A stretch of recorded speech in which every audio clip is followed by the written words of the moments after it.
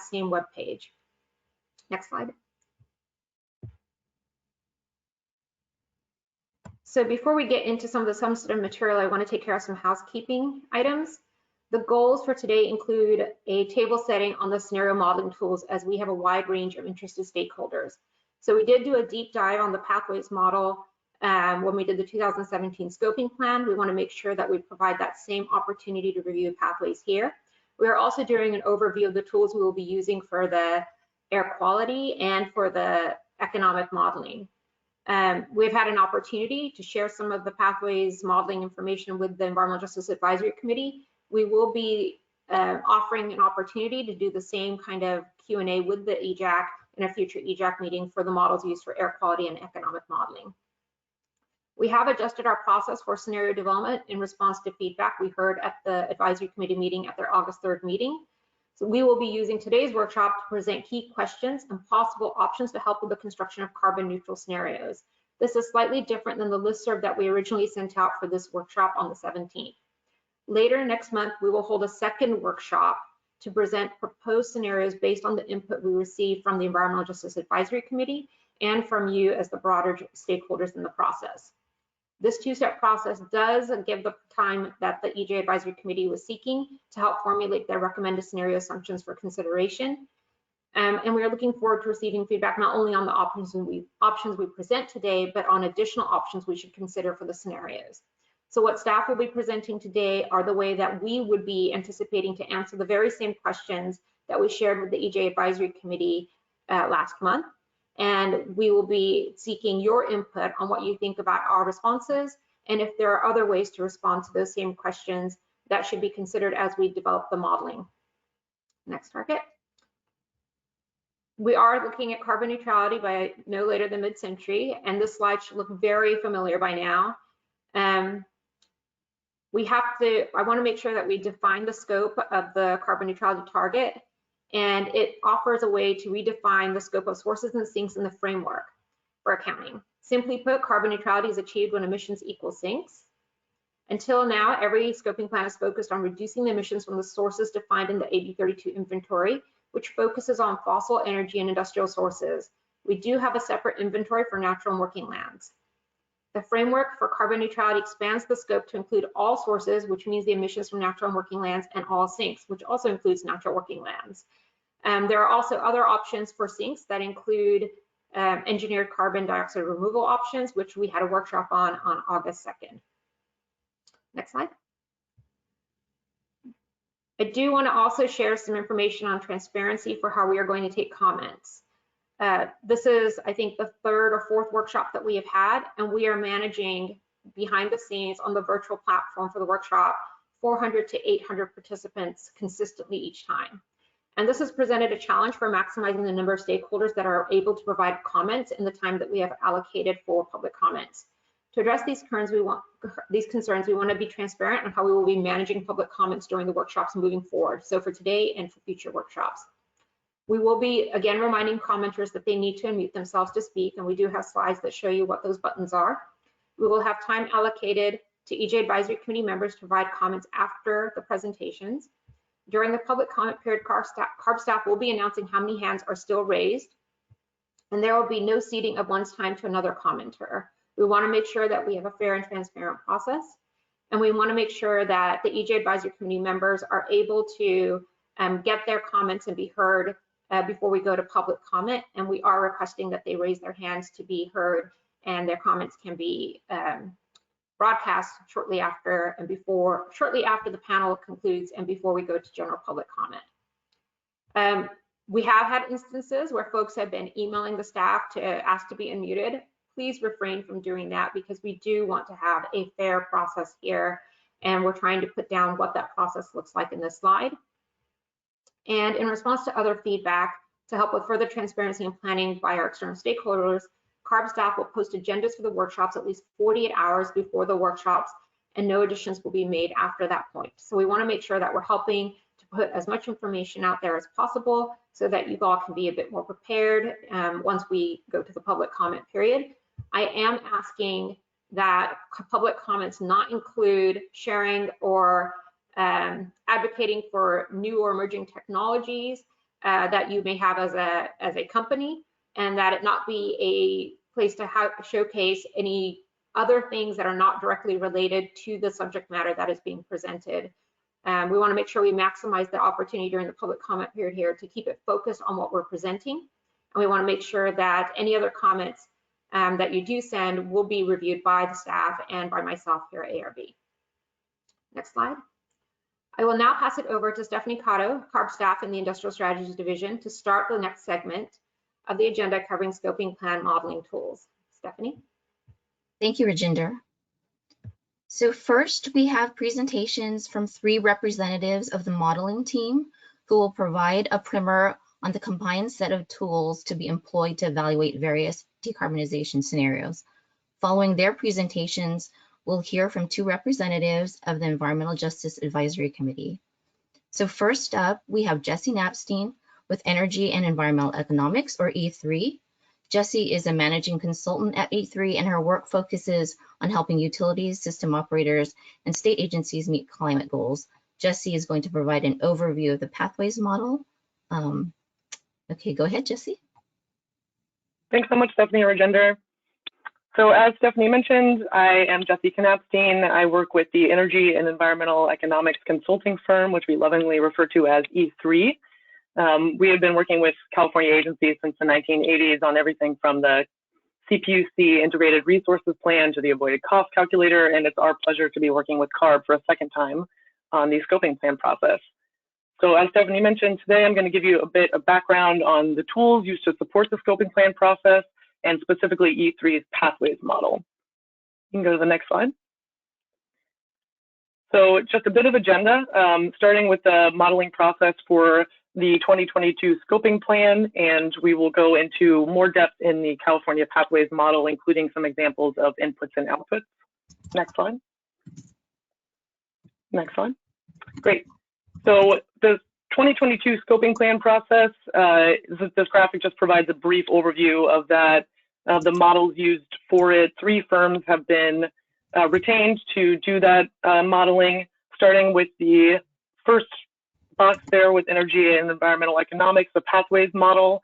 Our outputs feed into the air quality and health impact, which is being conducted by UC Irvine, and the economic analysis will be done by Rhodium Group, and they will take the outputs from both the pathways modeling as well as the air quality and health impact modeling done by UC Irvine. You'll be hearing about those modeling processes after my presentation, and I will let them speak to that. So starting with just the pathways model there, it's an economy-wide energy and greenhouse gas scenario model. We build scenarios in collaboration with CARB and from input from stakeholders, which we're hoping to hear from you today on. And it was developed by E3 to represent the entire economy, as I mentioned, and is basically an accounting tool for energy supply and demand that calculates resulting greenhouse gas emissions. You can go to the next slide. So diving in a bit more detail on what the California Pathways model is, it is a representation of economy-wide energy and supply and demand, as I mentioned, that calculates economy-wide greenhouse gas emissions. One thing to note is that it is not an optimization model, but instead an accounting model that accounts for a range of user-defined scenarios with inputs driven by the users. So in our case, CARB, stakeholders, and E3. So starting at the top of the slide here in the graphic, one example that we could use is transportation sector. So we have our technology energy demand and our stock rollover models. So one thing that we could assume is how many EVs we plan to sell in each year, how many electric vehicles we plan to sell in each year, which would translate into a specific change in either gas consumption or electricity demand, or both.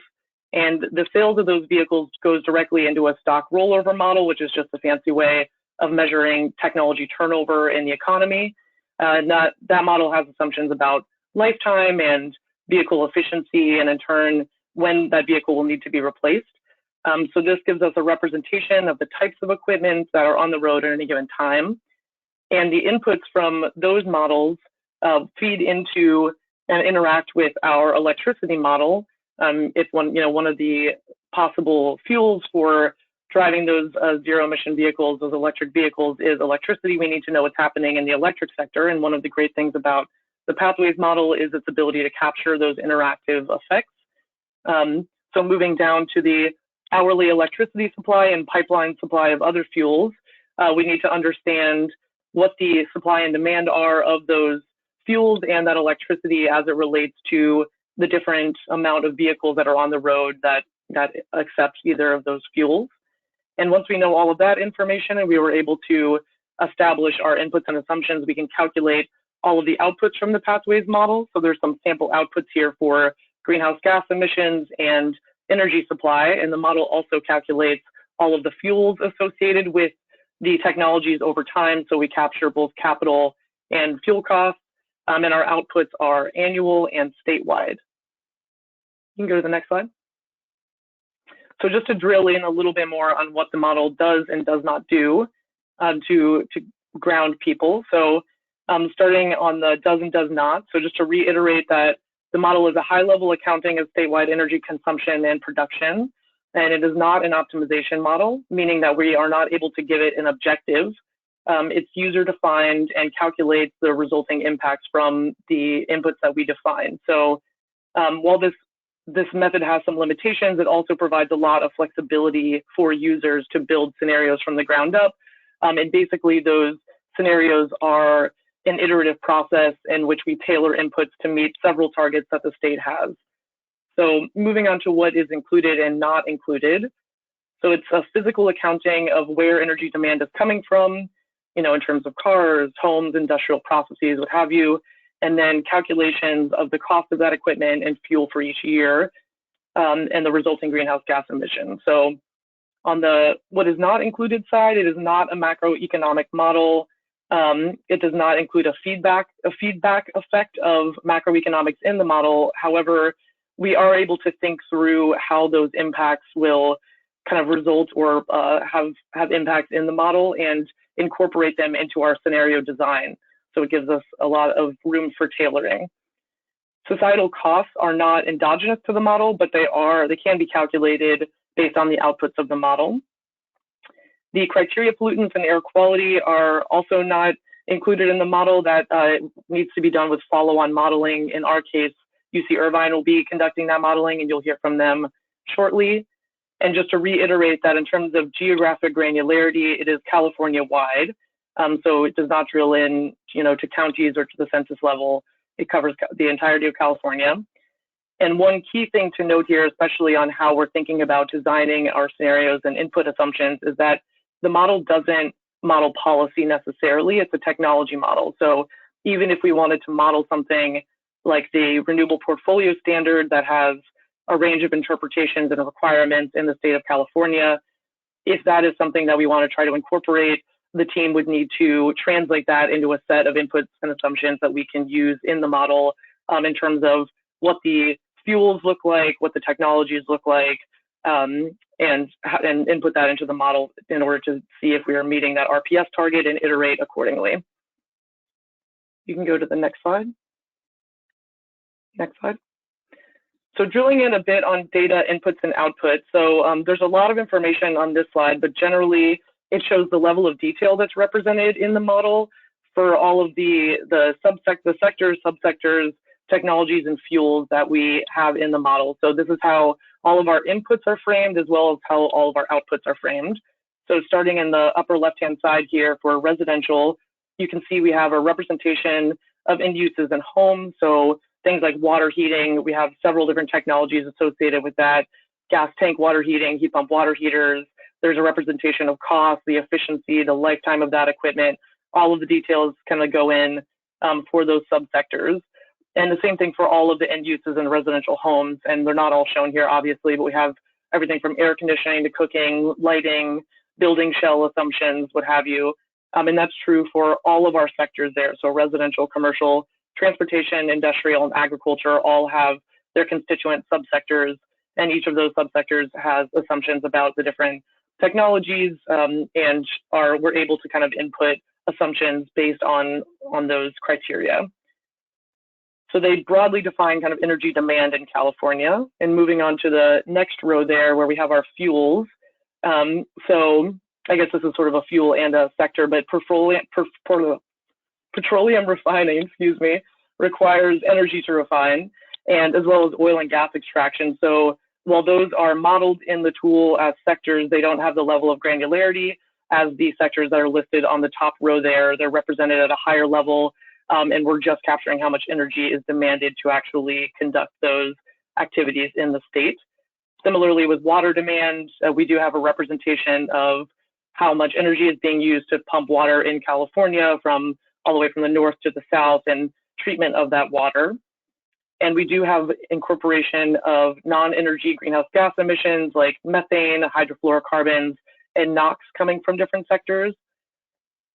And currently forestry land use and land use change are modeled exogenously based on ARB input in order to represent that in the model. And moving down to the last row there where we have our electricity and fuel supply. So this generally covers all of the energy supply or types of energy supply that we have in the model. So for the electricity sector, you can see all of the different options for generating technologies that we have represented in the model. We also have CHP, which is combined heat and power, primarily used in industrial processes for waste heat, which can be used as a form of energy. We've got our pipeline gas, which is delivery of any gaseous fuels in the model. So, typically that serves California homes or commercial and industrial processes, but in the model can be replaced with any other gaseous fuel in the pipeline at any percentage. So here we have some listed options: hydrogen, power to gas, and biogas. And for our liquid fuels, we have a range from diesel to gas, and those similarly can be kind of swapped out and transformed over time. And other fuels that primarily are active in the industrial sector, although some in residential commercial, including fuel oil, kerosene, and LPG. You can go to the next slide. So this is just to summarize what we've just been talking about. It's kind of the flow of information in the pathways model. Generally, we have two types of data inputs. One is our kind of raw data inputs that does not change across scenarios. It's meant to represent baseline assumptions for things like technology costs, number of people per household, population and population growth, all for California, obviously for our purposes now and into the future. Those help us inform our underlying scenario input assumptions, which are where we're asking for feedback from stakeholders. So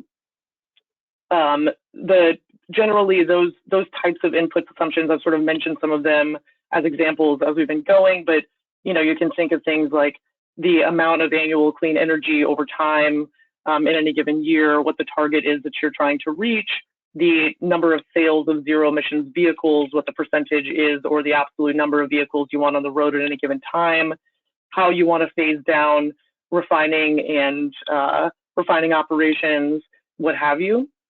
And once we have established those inputs in the model, we're able to calculate the outputs, which I mentioned are mainly greenhouse gas emissions, the energy supply and demand, and all of the costs associated. And we also are able to provide the stocks of all of the different technologies in the model as they go through the stock turnover model. You can go to the next slide. Great, so just diving in a bit on an example just to drill it home. So this is just for illustrative only. If we started with our baseline raw data inputs, we would start with California with some assumptions about what our population is and the reference number of vehicles on the road today, what the vehicle lifetimes are, et cetera. One scenario input assumption that we could make is about the percentage of sales over time for light duty vehicles, for zero emission vehicles. And in this case, we've established that we want 100% sales of LDV ZEVs by 2035. So you can see our sales here in the chart on the left. Our internal combustion goes down to 0 by 2035, and we start to see the other zero emission vehicle types being sold exclusively after the 2035 date. And from that, we can calculate our annual vehicle stocks by type. So on the chart on the right-hand side here, we can see how stocks convert over time as that input assumption is calculated in the model. And we can see a nice transition from our internal combustion vehicles to our zero emission vehicles. And one thing to note here is that even though sales on the left-hand side go to 0 for internal combustion engines, we can see that there's still some left on the road, and that's due to the fact that those vehicles have, a lifetime of 15 to 20 years, and they'll remain on the road as they're being used before they're fully retired by the users. You can go to the next slide. So just in closing, to sort of frame your conversation or thinking on scenario inputs and assumptions, I wanted to present this slide, which goes over sort of the 4 pillars of action required to succeed. And I guess success in our example is being defined as effective decarbonization activities, greenhouse gas emissions reductions, as well as meeting the goals that California has set and policies established already on the books. So starting from the left, we have efficiency and conservation, and some things to consider there are, today we may have relatively high vehicle miles traveled. So, the number of miles that each vehicle travels, and we could try to convert that to say, we are going to urbanize and we're going to have lower vehicle miles traveled. We're going to, take public transit. We're going to walk more. We're going to bike more, that kind of thing. Also, just in general, for any technology, you can say that today we have low efficiency. We're shooting for high efficiency in the future. What does that high efficiency look like? So generally, that's the goal is to reduce energy use per capita, so energy use per person in the model. And then moving on to the right, we have fuel switching. So some things to consider there are use of emitting fuels in our technologies today, and conversion of those fuels to a zero emissions option. So for gas in cars, we could switch to electric vehicles. For gas in homes, that's natural gas in homes, we could switch to electric appliances. And for gas in cars, we could also switch to hydrogen vehicles as long as the hydrogen is zero emissions, I guess, in this case. And then for decarbonizing electricity, I think all of you on this line are probably familiar with that, but generally we want to switch from coal and natural gas to wind and solar, some clean energy. The other option is carbon sequestration, carbon capture and sequestration, obviously, that you can retrofit on those generating units. And then the other option is decarbonizing fuel. So you can take the natural gas that we have today that has emissions associated with it and transition that fuel to a biogas or a synthetic fuel. And you can go to the next slide. And that's it. And I think I will pass it off to Mike from University of California, Irvine.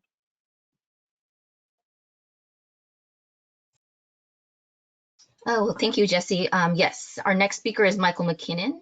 Michael is a senior scientist at the Advanced Power and Energy Program at UC Irvine. He's going to discuss the modeling tools being used as part of the air quality and public health analysis. Go ahead, Michael. Yeah, thank you, Stephanie. You can go ahead and jump to the next slide. So we're going to be providing a comprehensive statewide assessment of the air quality and public health benefits that result from implementing the scoping plan scenario. To do that, we're going to use this long modeling chain that I have outlined below to estimate the improvement in outdoor air pollution that results, and then use that to quantify the health savings that accrue from avoided incidents of things like premature mortality and other morbidity events. I'll touch on each one of these tools individually in the upcoming slides.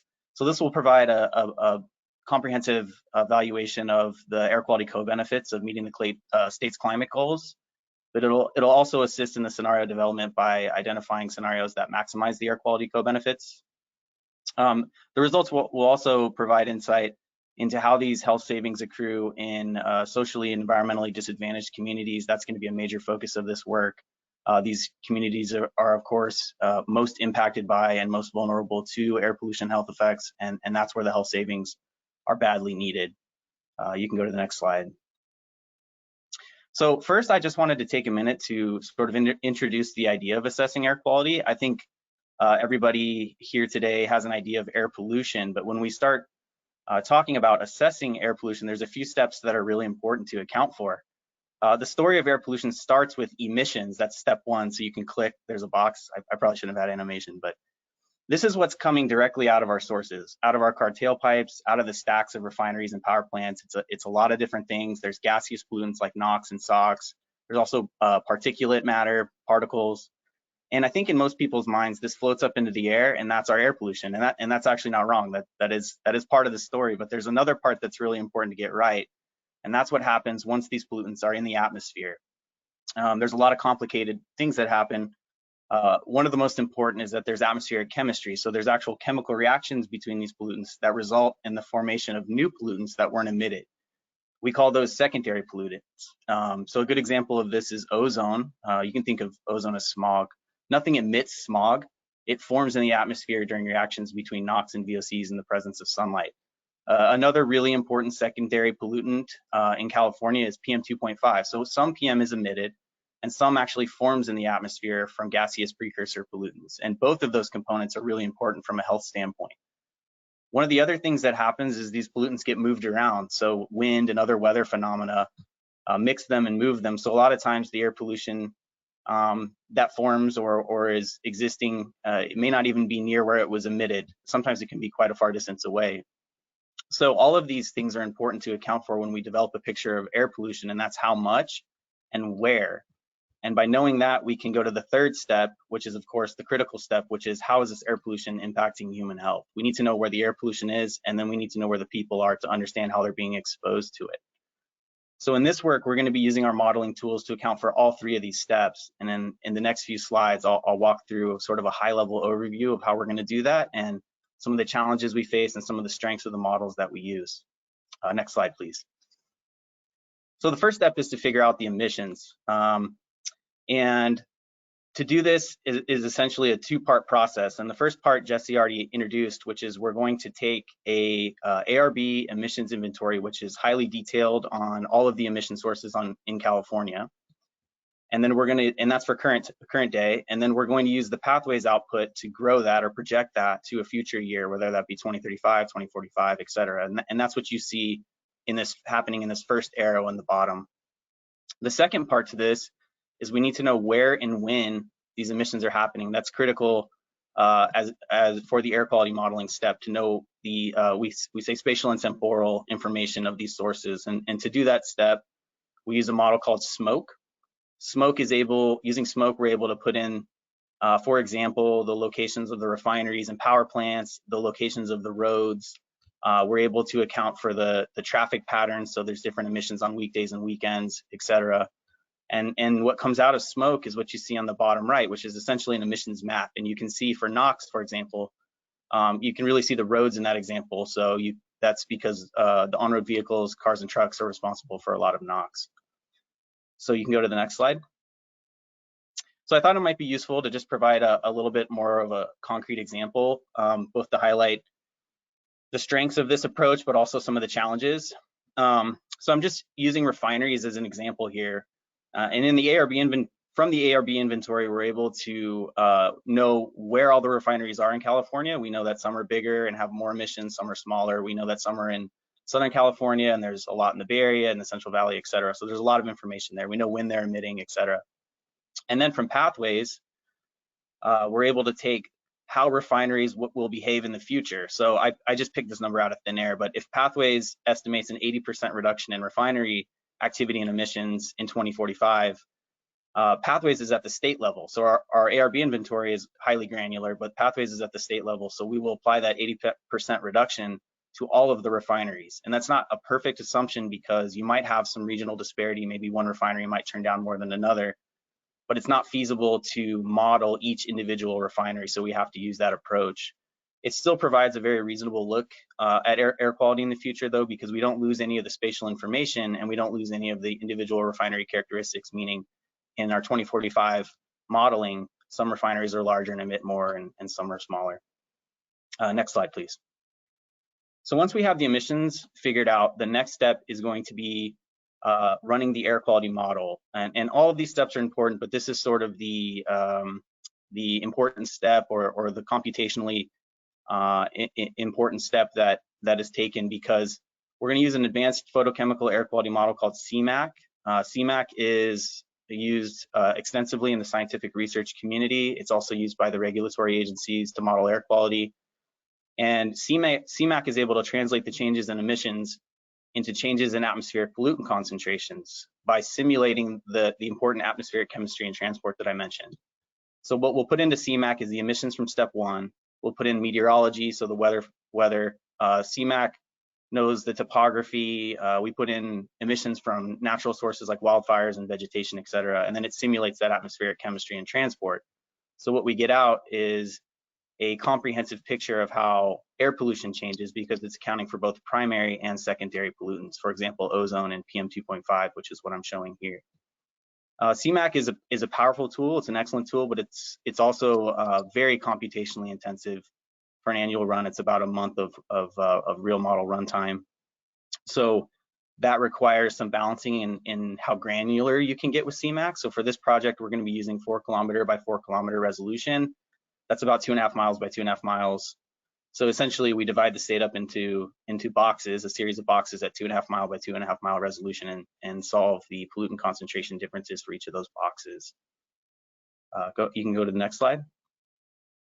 So once we have the air pollution figured out, the next and third step is to determine how that impacts human health. And to do that, we're going to be using a model called BenMap. BenMap is again a widely used tool in this space. In addition to putting in the change in air quality, we put in population projections, so we have projections at the census tract level.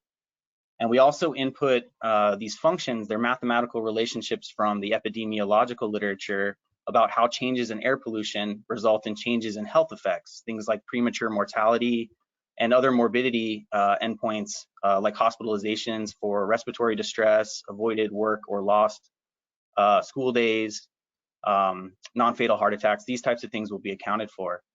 So out of that, we're able to know how many of those we've avoided because the air pollution has improved in the scoping plan scenario. The final step is BenMap takes economic functions to put a dollar value on those avoided health effects. So there's a health savings that we're able to estimate. Next slide. So again, I just want to sort of explain the trade-offs. Our goal here being to model the air quality over the entire state of California for all sources.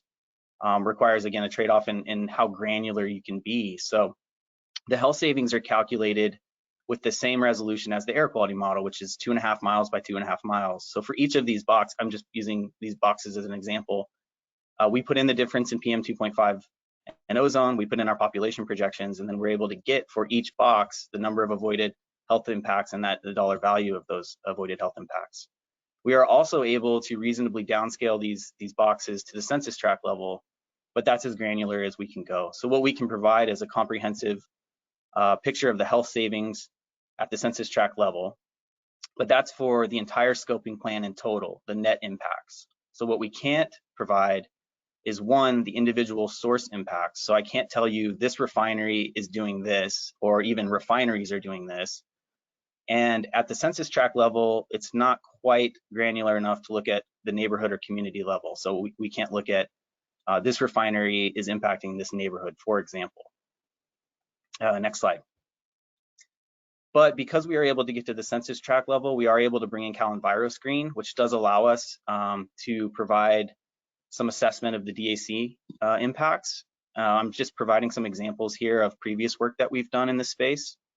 One thing we can do is look at case studies of potentially important or impacted or prioritized DAC. That's what you're seeing in the bottom left. This is work from a project we just wrapped up with the Cal EPA, where we studied the air quality and health impacts of some highly impacted DAC in and around the ports of LA and Long Beach. We can also calculate the ratio of public health benefits within DAC relative to the rest of the state, for example. And we also have some experience using some other economic metrics. I'm showing an example of the SUITS index here, which is a type of metric that essentially provides information on how well you're distributing the health savings within the communities that need it the most. So with that, I'm going to hand off to Rhodium, and I look forward to answering your questions later. Thank you, Michael. So our next speaker is Emily Wimberger. Emily is a climate economist with Rhodium Group's Energy and Climate Practice. She will be discussing the economic analysis, including social cost of carbon estimates. Go ahead, Emily. Thank you. Thanks, Stephanie. So yes, I'm an economist at Rhodium Group, and we are an independent research firm, and our role in the scoping plan is to conduct the economic analysis and also provide updated social cost of carbon estimates. Next slide, please. So AB 32 requires that the scoping plan include an economic analysis quantifying costs and benefits of implementing the scoping plan on the California economy. So we will be conducting this analysis using a model called Inplan, We will include changes in spending on energy and equipment that come out of pathways, as well as changes in spending from changes in health impacts that Mike just outlined. And we'll be providing results at both the state and the county level. In addition to the economic analysis, we will also be providing an updated social cost of carbon for inclusion in the scoping plan. Rhodium Group, along with UC Berkeley, the University of California, and Rutgers, is a partner in the Climate Impact Lab. And the lab is currently working to develop the world's first data-derived estimate of the social cost of carbon that is in line with recommendations made by the national academies and the Biden administration. Next slide. You can go to the next one, please. Okay, so to conduct the economic analysis, again, we're going to be using a model platform called Inplan. It's a leading provider of economic data and analytical software, and it's used by policymakers, academics, and different corporate entities, and has been for almost 50 years. Inplan is an input-output model, which shows how different sectors of the economy are interconnected, how much input from different sectors is required to produce a unit of output. So Inplan is able to capture the connections between industries, so we can analyze the effects of a change in economic activity, say an increase in the sale of electric vehicles, or change in residential energy use on the entire California economy. It models the ripple effects throughout the economy. Inplan has 546 sectors, so it's very granular. They represent private industry in the United States, as defined by the North American Industry Classification System, or NAICS codes. And for each sector, Inplan contains employment data, industry expenditures, commodity demand, and the relationship between other industries. For example, how much additional vehicle sales will impact steel demand. So Inplan pulls data from over 90 sources, and it's updated annually. The impacts can be reported at the state level as well as the county level, which we will include in the scoping plan. Next slide, please. So Inplan has very granular economic data across the US economy, but a model is really only as good as its inputs. So what are we going to be using as inputs, and what is going to be reported out of the model? So we'll be using the output from the models that are discussed here today, California Pathways and the UC Irvine Health analysis, as inputs into Inplan. So this includes the costs of changes in equipment and energy, as well as changes in expenditures due to changes in health outcomes from UC Irvine. So Inplan will then estimate the direct, indirect, and induced effects of these changes on the California economy. And as outlined here in the slide, direct effects are the immediate result of a change in spending. Indirect impacts happen when the directly impacted industry purchases inputs from other industries. So if the direct impact is the construction of a building, indirect effects include the purchase of ready mixed concrete, which then results in the purchase of more sand and gravel. Indirect impacts get smaller and smaller until eventually they zero out and there's no impact in the economy. Induced impacts, they represent changes in spending that result from the direct impact. So if there's an increase in spending on electric vehicles, consumers may have less money to spend on other goods and services in their local area. So in Inplan, we'll be modeling the direct, indirect, and induced impacts of changes in economic activity that come from implementing the scoping plan scenarios. In terms of reported output, we will include impacts on the California economy, businesses, and households. And metrics will be very familiar. They were also reported in the 2017 scoping plan, but they'll include changes in gross state product, which is a measure of the California economy, changes in employment, and changes in personal income. Next slide, please. Okay, so now we're going to switch gears a little bit, and Rhodium will also be providing updated social cost of carbon estimates for inclusion in the scoping plan. As I stated earlier, Rhodium is a partner in the Climate Impact Lab, and the lab's research is combining historical economic and climate data and big data analytical tools to identify how a changing climate has historically impacted society. So how extended droughts affected agricultural productivity, how heat waves have impacted mortality and labor productivity. And by understanding these historic relationships, the lab is then able to produce evidence-based estimates about the impacts of future climate changes using projections of temperature, precipitation, humidity, and sea level changes around the world at a really local level. So in addition to providing localized climate risk information, the lab is also monetizing and aggregating these impacts to produce the world's first empirically derived estimate of the social cost of carbon, which is the cost to society from each ton of carbon that is emitted. So the social cost of carbon, it's a tool that is used to incorporate climate impacts into cost-benefit analysis, and it's used around the globe by policymakers, corporate planners, and investment decision makers. The social cost of carbon in the United States has been used at the federal level since 2008 to account for the costs and benefits of changes in greenhouse gas emissions. and it's currently in the process of being updated under the Biden administration. So the Biden administration has called for, the Biden administration has called for an updated social cost of carbon by January of 2022, based on recommendations that were made by the national academies and that are in line with the latest available science and economic data. Earlier this year, the Biden administration instituted an interim social cost of carbon that was to be used until January 2022 when the update is completed. That's actually, so the current interim social cost of carbon is the one that was reported in the 2017 scoping plan, which was developed under the Obama administration. All right, next slide. So the models that were used to develop the current Obama era social cost of carbon estimates, they really weren't able to capture various climate impacts due to, at that time, what was a lack of precise data on the nature of climate damages, as well as because science incorporated into these models that, as you can see, are a few years old, they naturally lag behind where research is. And so as you can see on this slide, 2 of the climate models on the top used to derive the current social cost of carbon slice the world into at most 16 different regions. What the Climate Impact Lab is doing is using newly available big data sets and analytical tools to incorporate future climate damages at a really local level around 25,000 regions across the world. And so what this allows the lab to do is to capture the variation in climate damages that occur across the globe from the emission of a ton of carbon anywhere in the globe. Next slide, please. So how does the social cost of carbon fit into the scoping plan? Well, here is text taken from AB 197 that directs CARB to consider the social cost of greenhouse gases in developing the scoping plan. The requirements include damages to agriculture, public health, damages from increased flood risk, and changes in energy cost. As you can see down below, the Climate Impact Lab's social cost of carbon update is including these same climate damage categories, and again is following recommendations made by the National Academies of Science. Next slide. So Rhodium will provide the updated social cost of carbon estimates for the scoping plan that will rely on the Climate Impact Lab estimate. Again, these are in line with the National Academy's recommendations and the process that the Biden administration is taking to update the social cost of carbon. Next slide. And here is a little bit more information. So these maps show how the projected climate impacts across the 6 categories that are the focus of the Climate Impact Lab's update, how they really vary across the globe. And again, these are currently being updated. So the 6 impact categories that the Climate Impact Lab is currently working on to update their social cost of carbon are mortality, agriculture, labor, sea level rise, changes in electricity, and changes in other fuels. And again, these are the impacts from an emission of carbon and not related to other air pollution. As you can see from the varying colors, the climate impacts really do vary across the globe, and the Climate Impacts Lab's update will be able to capture that variability when aggregating and thinking about a global social cost of carbon and how the impacts from a ton of carbon emitted across the globe, how they really do impact various regions of the world differently.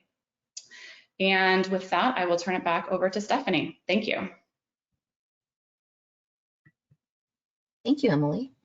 So next, Kevin Hamilton and Sharifa Taylor will be speaking. Both are members of the Environmental Justice Advisory Committee.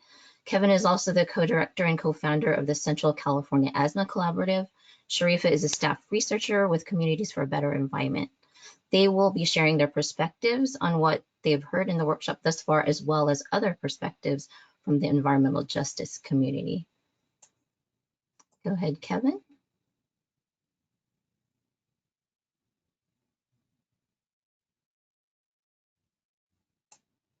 I believe Sharif is up first. Oh, sorry about that. Sharifa.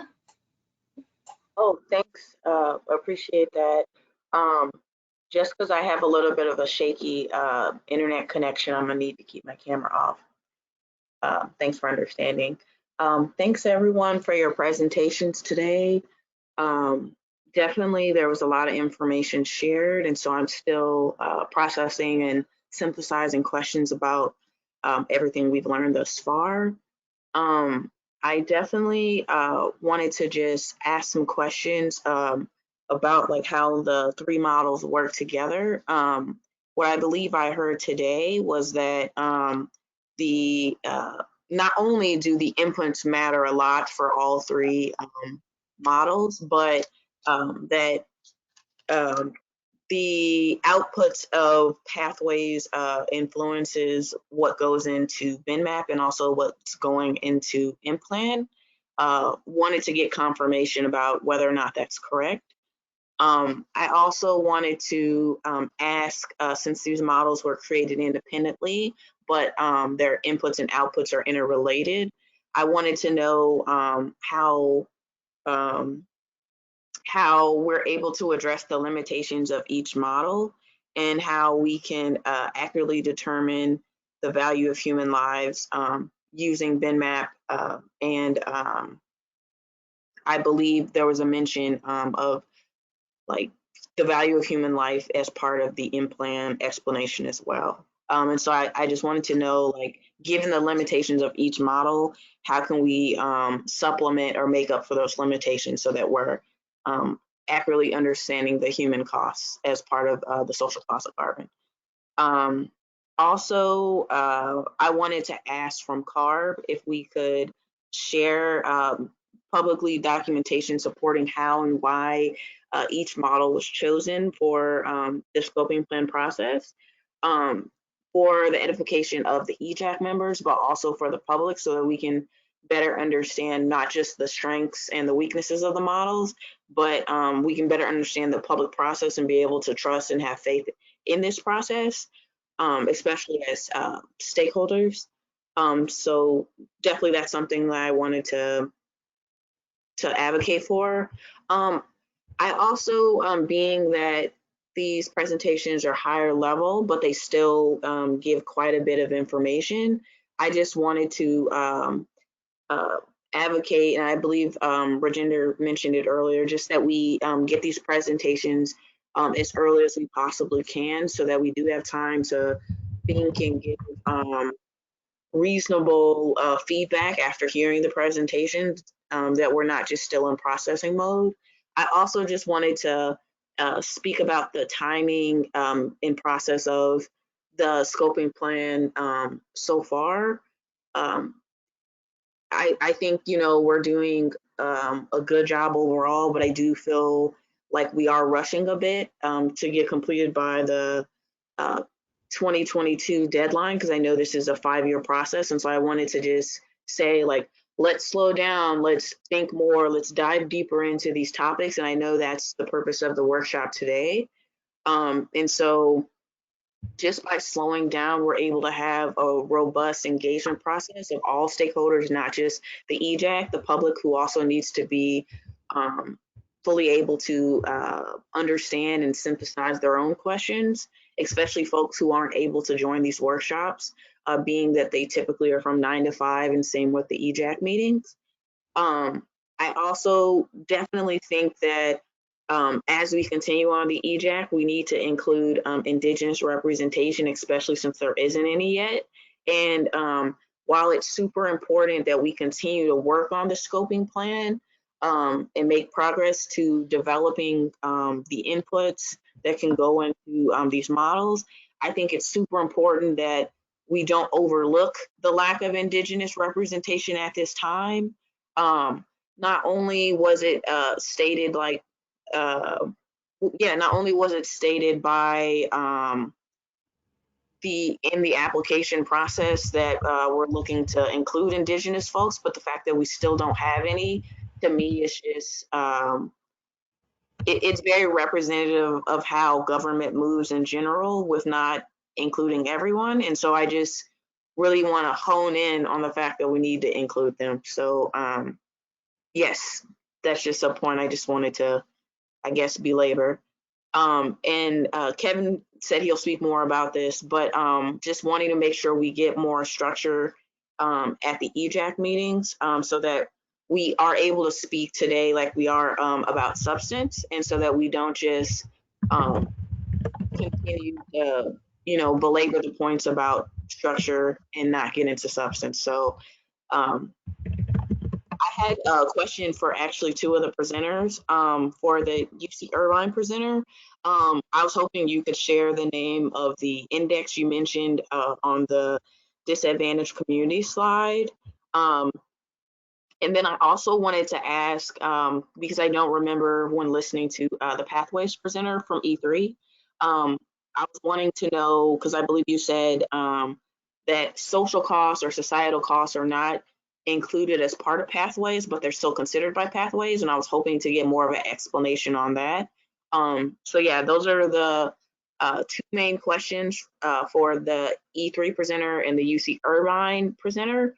But also I wanted to hear from CARB, so that's probably a question for Rajinder, about how the three models are supposed to work together since they are separate. I would like more explanation on that.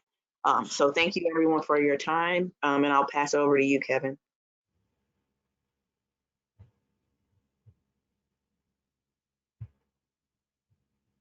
Did we want to go ahead and answer Sharifa's questions first? Okay, so this is Rajinder, and happy to take on some of those questions, and those are very good questions. I think several of those questions, Sharifa, really speak to how the EJAC is organized and the representation and all of those, and I know Trish is here with us taking notes on that, and we will circle back with Chanel and come back to you with those answers. In terms of the models and the process to choose the models, we did an open solicitation, a request for proposals, which is the state procurement process. So we put out what we need as a scope of work in terms of what needs to be included in the scoping plan and the types of analyses we need. We put that out there and we took requests from potential bidders as to how they would be able to meet what we want to include in the work we want done. Once that process was completed, and this is all done through the Department of General Services and through our administrative services. So we at ARB, the technical staff here, do the scope of work, which is what work do we need to get done. And then there's a whole nother team, and there's a process through Department of General Services about how we go out for requests for proposals. There's specific timelines and deadlines associated with that. There's public postings of RFPs, and then people submit proposals for how they can meet what we are requesting in our scope of work. Once we get that information, we then score it against the criteria that we put in the scope of work, and it's scored on other factors. So for state procurement, we have to think about a minority-owned business, such as women-owned business. We have to think about veteran-owned business, and we also have to think about cost, and each of those has their own scoring. Once we've scored all of the requests or the submittals that we got in response to the RFP, then we have a score, and that score is what then is used to say, through this process, this bidder was the most responsive. Through the process of scoring, they scored the highest, and this is how this is the person we are going to select.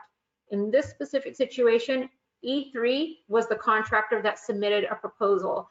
They included in their proposal that they would also have Rhodium and UCI as subcontractors to round out the other pieces that we're looking for in the scope of work. So not just the GHG modeling, but also the air quality piece, the health piece, and also the economics piece. So in their proposal that they submitted, or their submittal to us, they showed how together with their subcontractors, they would be able to meet what we asked for. And that was the process by which we chose them. It is a very standard process. It is driven by statutes and procurement requirements on state agencies. It's what almost all state agencies use to do all of their procurement for these kinds of contracts. And it is the same process we've used for at least the entire time I've been at ARB, at least the last 15, 16 years at ARB. And it's the same process that I know our sister agencies use. So that's how we do that. In terms of how the models fit together and they flow together, I will let the folks that are on the panel speak to that, about how inputs are provided and passed off to the air quality models, then passed off to BenMap, and then passed off onto Rhodium. But it all starts with the E3's model on the high level scenarios for how we would get to carbon neutrality. And at the last EJAC meeting, we made sure to have that discussion, because the first step is always, what are we modeling in terms of the technology and fuels to get to our carbon neutrality target? And then once we have scenarios, we then go into the other models and the other steps.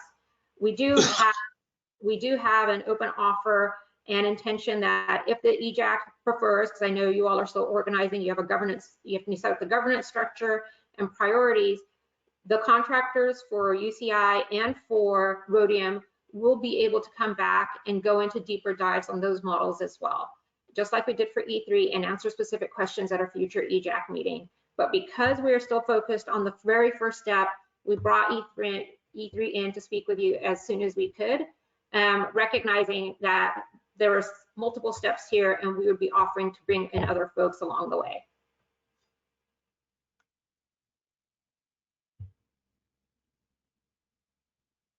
And I agree with you. We are still searching for a tribal representative for the EJAC, and that is an ongoing conversation. I know there's been a lot of outreach, and we've not been successful in finding somebody that would like to apply and provide time into the process. There is also a separate process through our Tribal Affairs Liaison where all of the workshop notices are sent out to the tribal communities throughout the state, the sovereign communities throughout the state, to make sure that they are aware.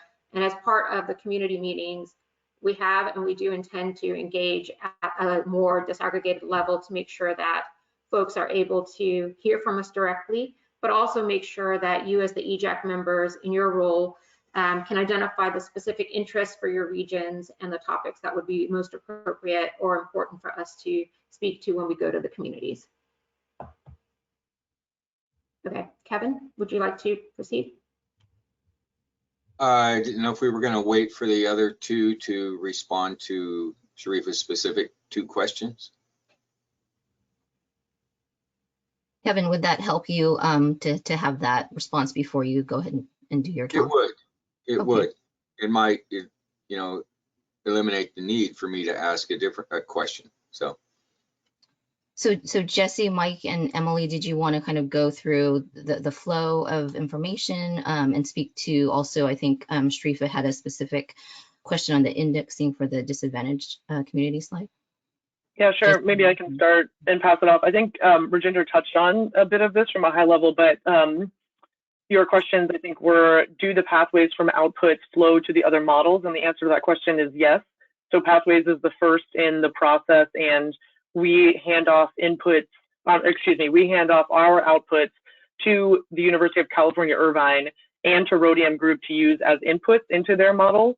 The University of California, Irvine also provides their outputs to the Rhodium Group to incorporate into their macroeconomic analysis in their model. And I'll let those two talk about kind of how that flows through. But generally, you asked a question about the models being developed separately and how we had taken into consideration how to make them work well together. So as Rajinder mentioned, we applied as a team and we have worked together in the past with these models, and we have established sort of communication between the models, and we're currently improving upon those communication pipelines between the models to make sure that it's a seamless transition.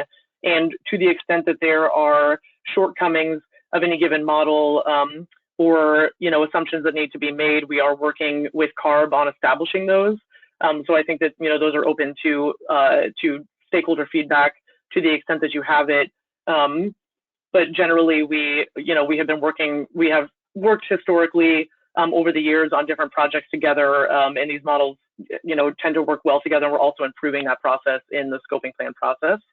And then I think Rajinder touched on how and why each model was chosen. So I'll leave it there and pass it on to Mike and Emily if they'd like to add anything else. Yeah, thanks, Jesse. This is a really important topic. The mapping of the pathways output to the criteria pollutant emissions inventory is, of course, a critical step. It's a challenge because, as you've correctly noted, they weren't necessarily developed to dovetail perfectly. But by using the outputs that pathways provides for example, energy consumption by fuel, the stocks of technologies, we're able to map that to our emissions inventory reasonably well, which allows us to project the criteria pollutant emissions to the years of study. Echoing again what Jesse mentioned, we have experience with this. Fortunately, we've worked on this in previous projects for the California Energy Commission, for example. And again, echoing her, it's something that we're constantly working on and in discussions with different CARB staff and making sure that we're improving it and getting it as right as we possibly can. If it's all right, I'll quickly answer Sharifa's question. Thank you so much for that question. The metric I mentioned is called the SUITS index. It's actually historically been used as a measure of tax progressiveness. but I'm in academia, so I have a little bit more freedom to explore outside the box ideas. So we've been exploring it as a potentially interesting metric for evaluating how these scenarios attain health benefits or health savings within disadvantaged communities. Essentially, by it provides a relationship between the scoring and CalEnviroscreen. So a higher Sooth index, for example, indicates that the health savings are being distributed in the more disadvantaged communities according to CalEnviroscreen. So I think that was the index that you were wondering about, but please let me know if that wasn't the case. Mike, this is Rajinder. Could you please clarify how the value of life is treated? Are there any differences based on job or ethnicity or location or any of those kinds of characteristics? Yeah, another really important point. Thank you, Rajinder. So in BenMap, the avoided incidence of premature mortality, so the deaths, are valued based on something called the value of statistical life, which is a terrible name because it is not the value of a human life in any way. It is a measure of the willingness to pay of a group of people to remove the risk of death. So it's not the value of a life in any way, shape, or form. There's only one value that we use across all age cohorts, et cetera. So it's a very confusing metric, but no, it has nothing to do with the value of a human life. It's just what people are willing to pay to avoid a risk of death.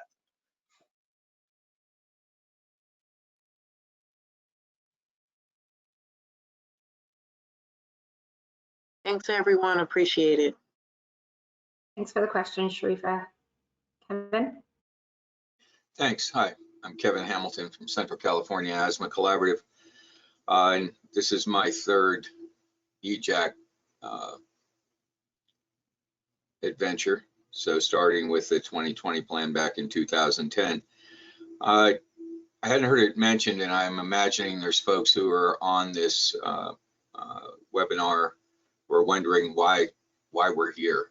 So, and I can't blame them. I think it's a little arcane in all ways, not just this. So the Environmental Justice Advisory Committee and the need for it was foreseen by the authors of AB 32 at the time. They understood very clearly that a lot of the models that would be available and were available at that time to model carbon, to model the impact of reducing carbon, to model the economic impacts, the health impacts were very high level, and that there would be communities where that modeling would disaggregate them in ways that would diminish those impacts or the appearance of those impacts on them. So the EJAC was mandated to be a part of the scoping plan and to provide feedback to the scoping plan and advice, and to act essentially as a check on these things to be sure that when we put a model forward, its resolution is such that we can sort out the difference in sort of an average household or an average industry impact down to, well, what about the impact on households that are at this income level or this income level or that income level, or are located in this community versus another one that's adjacent to many of the sources of this pollution versus one that is not. So that's our job, and part of that job is understanding what the inputs are into the scoping plan. And these tools are pretty much inputs into the scoping plan, and in fact, really critical ones. No doubt Pathways has been around since the beginning of it. I think it's a critical tool. I think it may be the most critical tool that there is in the whole process, in that it's the only one that lets us disaggregate the energy system and then be able to aggregate it back around the different end uses. And while at the same time adding the emissions in that happen during transport. And I think without that information, we would be lost. So we must have that at the top end. But we also have to recognize that it is at the top end, and it's almost impossible using the inputs as they stand to make a change that is actually going to be systemic across the entire system. It's just unlikely because the system is not conforming. It is not all owned and operated by one individual. So for me, the one flaw in that sort of beautiful construct that is pathways is when I look at the water system, for instance, the water system's broken up into so many pieces. I can say what I'd like to do. Can I actually make that happen? Well, there's 400 or more different players involved along the way. So moving the levers of government, both local and statewide and federally, to make that happen seems almost a pipe dream. But it's good to know that if we could get these outputs. And I think that's really critical. I really appreciated the presentations today. It was very, very helpful. BenMap is an old friend, and it's good to see that it got an upgrade finally since 2013. It's been due for an awful long time. Along with EJAC, there were other things that were created, other committees. AB 398 came along and built in a couple of other entities, the Compliance Offsets Protocol Task Force at CARB and its Independent Emissions Market Advisory Committee over at CalEPA. We would want to hear from them as well as part of this coming scoping plan effort, or a scoping plan update. I'm thinking of it more as, because we just finished the 2030 scoping plan not even 3.5 years ago. So I'm expecting we'll hear from them and the Workforce Development Board, also a critical report from AB 639 that we'll be looking for here at the end of 2022. So again, the EJAC works on information, and it requires information like any other tool in order to have an output. So right now, the EJAC does not have the information that it needs in a way that is usable. So what we're hoping to see from these really great presentations is over the coming months, and I say months, this is not magic. People don't learn in 3 weeks or a month.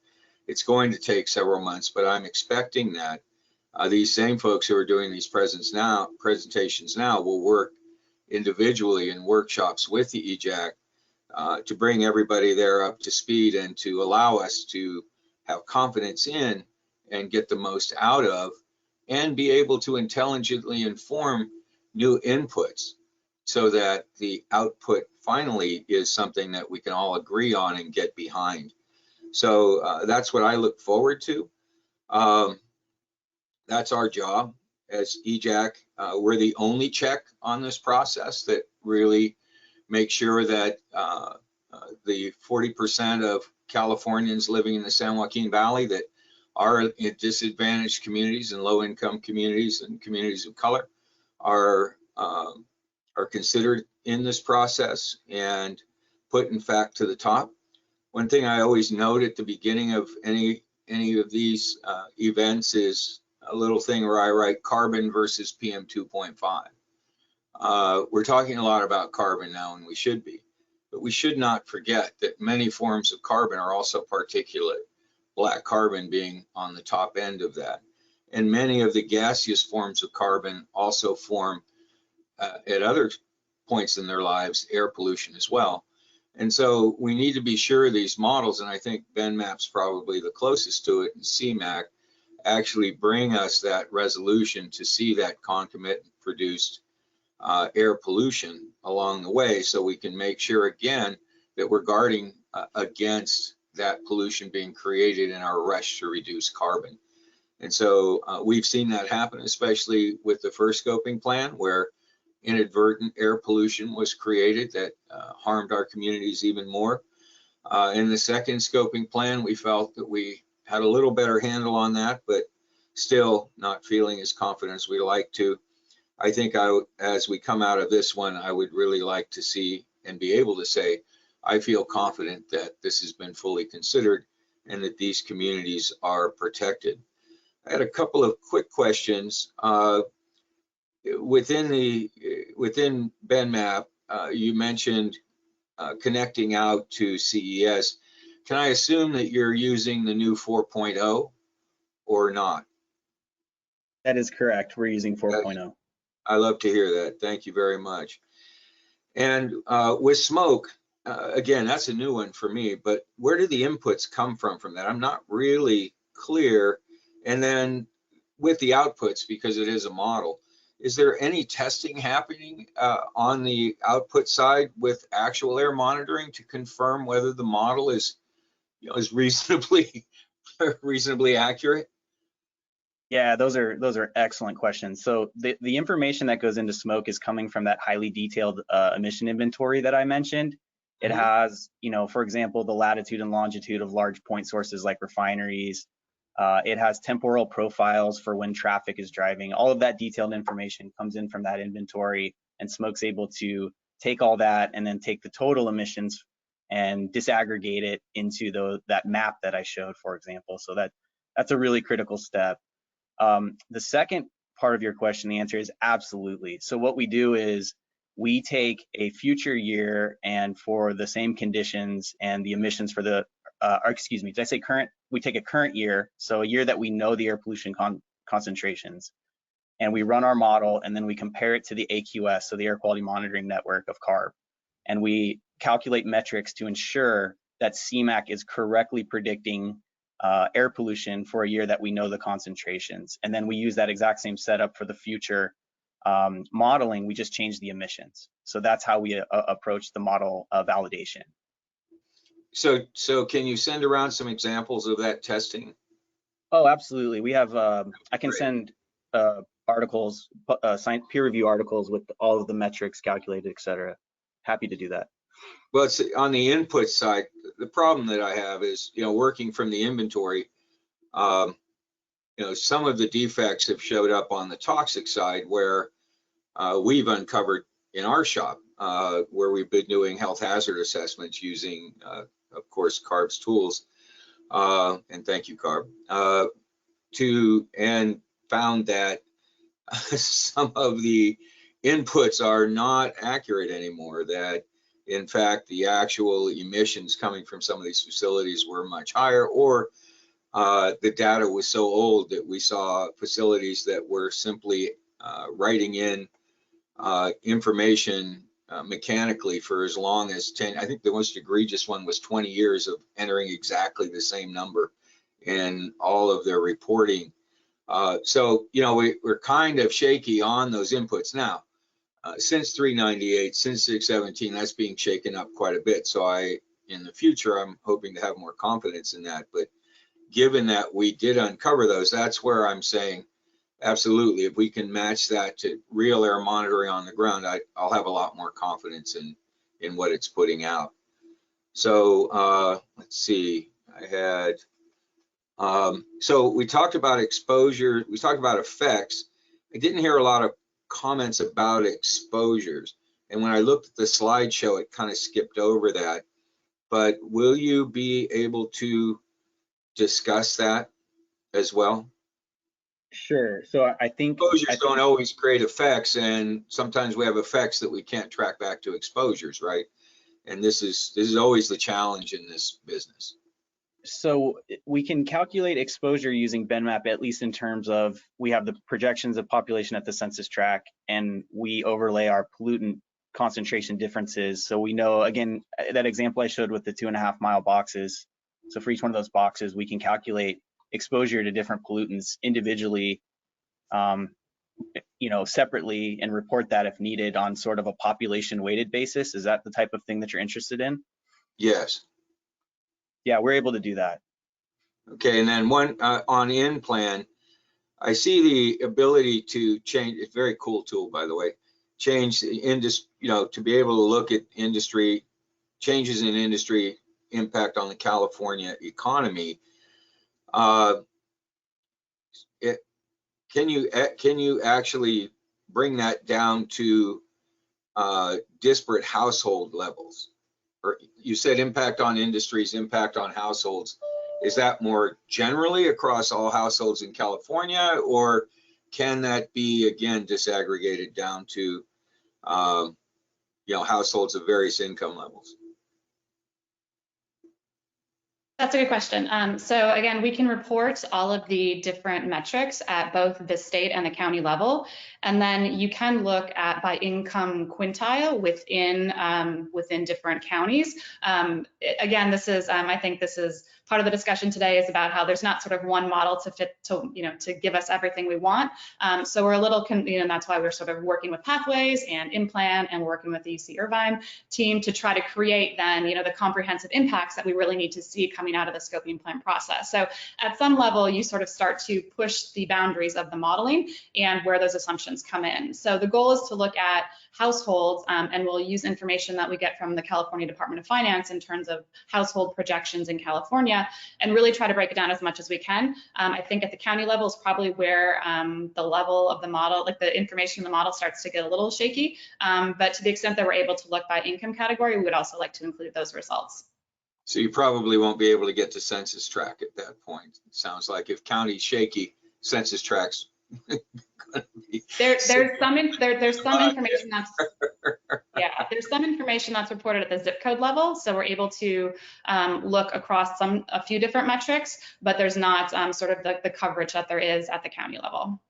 I'd take CICA. That'd be great.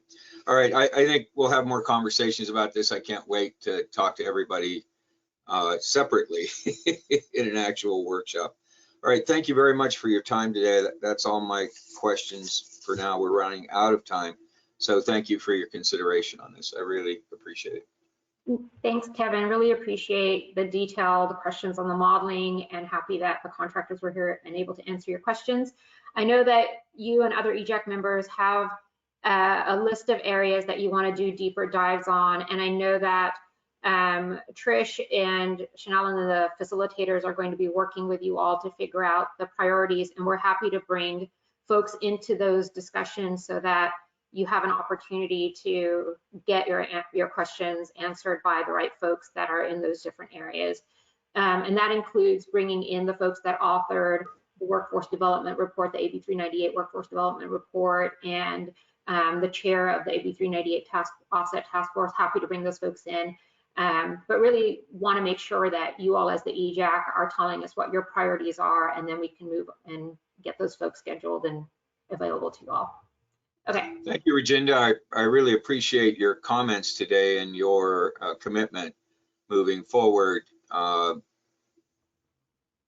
Thank you. I think your comments today have been very on target and good to hear. Thank you. Of course. Okay, so Steph, I think we have a public comment period, and I will let you to take it away from here. I think we are again looking for any other members from the EJ Advisory Committee if they want to make some comments before we go to the general audience. Yes, we do. And I'd like to ask my colleague Trish Johnson if she can help facilitate that. Trish, are there any members of the EJ Advisory Committee with their hands raised? And if so, if you could go ahead and call on them first. Sure, thank you. So I saw Luis Omedo first, followed by Catherine Grupa-White, and then Nina Mohan. That'll be the order unless other members raise their hand. So I've unmuted your microphone, Luis. You can unmute yourself and start your comment. Yeah, hi. I missed part of Kevin's comments. I don't know if he asked, but I'm going to ask this. It's already been answered. It's fine. I have a couple of curiosities here. One is, CARB began to, identify these models probably from past experience and any new, information probably that it's gathered. And, something that always comes to mind is at what point was environmental justice considered when arranging its inventory of models and how it would try to close the confidence levels. The other is these models that have been selected.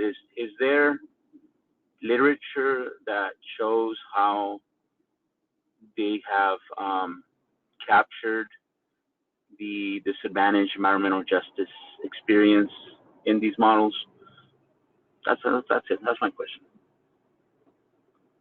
So it was two questions.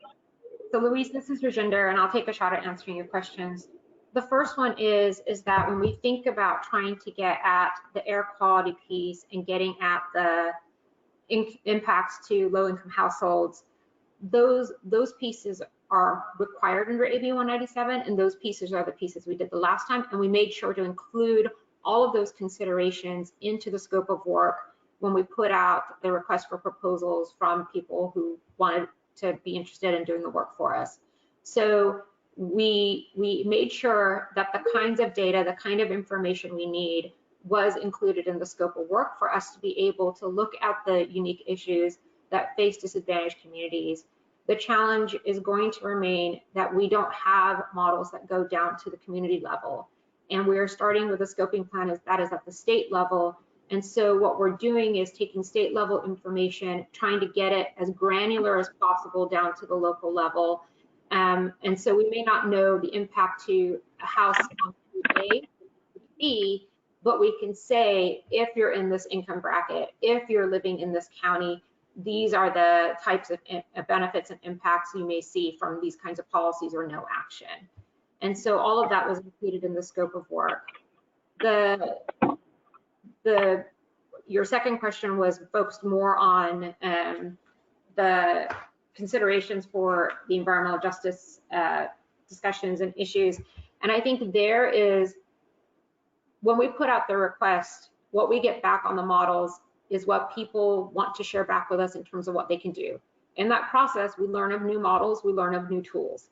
And so we did, in this process, evaluate new models and new tools. And in the process of looking at all of the responses that we got, we did not see anything that would give us a better way to get at those detailed impacts that we need to respond to in AB 197 and put into the scoping plan. And so the issue about there are new models out there, yes, there's always new models out there, but we as the state can only go out and base our selection on what is responded to in our request for proposal process. And there is a whole requirement at the Department of General Services about how they do put out information about requests for proposals. If there are other tools and models that you or other EJAC members think that we should be using or looking at or considering, we would welcome that input, and we can see if there's an opportunity to try and bring those in and what things or gaps they would help fill. Happy to look at those. Okay, so just so I understand, so the answer is there is no literature that demonstrates that these models do capture the environmental justice experience or at the granular level that we would hope for, right? Is that and that there is an open invitation should there be others that CARB would consider bring them into the inventory of models, right? So I want to make sure. Well, I want to make sure we're not talking past each other on the first one. You're correct on the second one. We're happy to look at any models or other tools that you think would be useful in the conversation that we should consider. Happy to do that.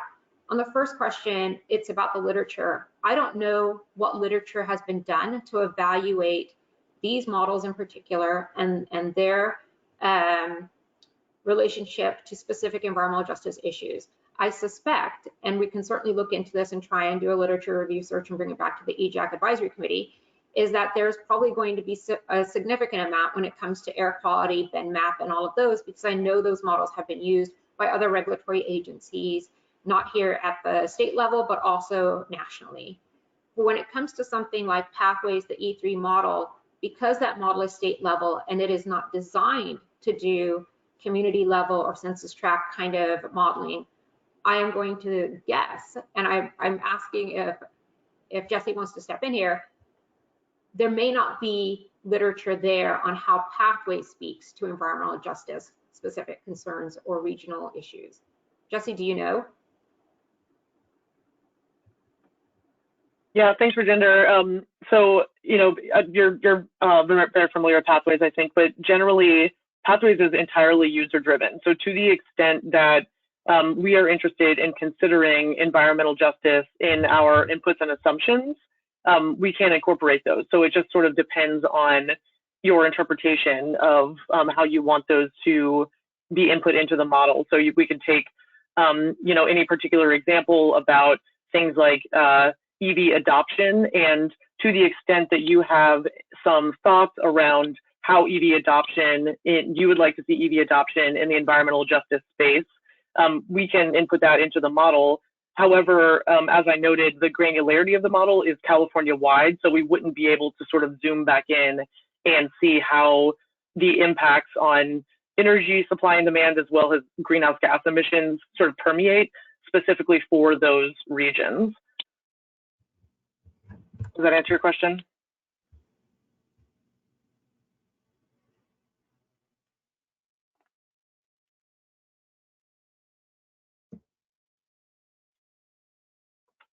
Luis, are you still there?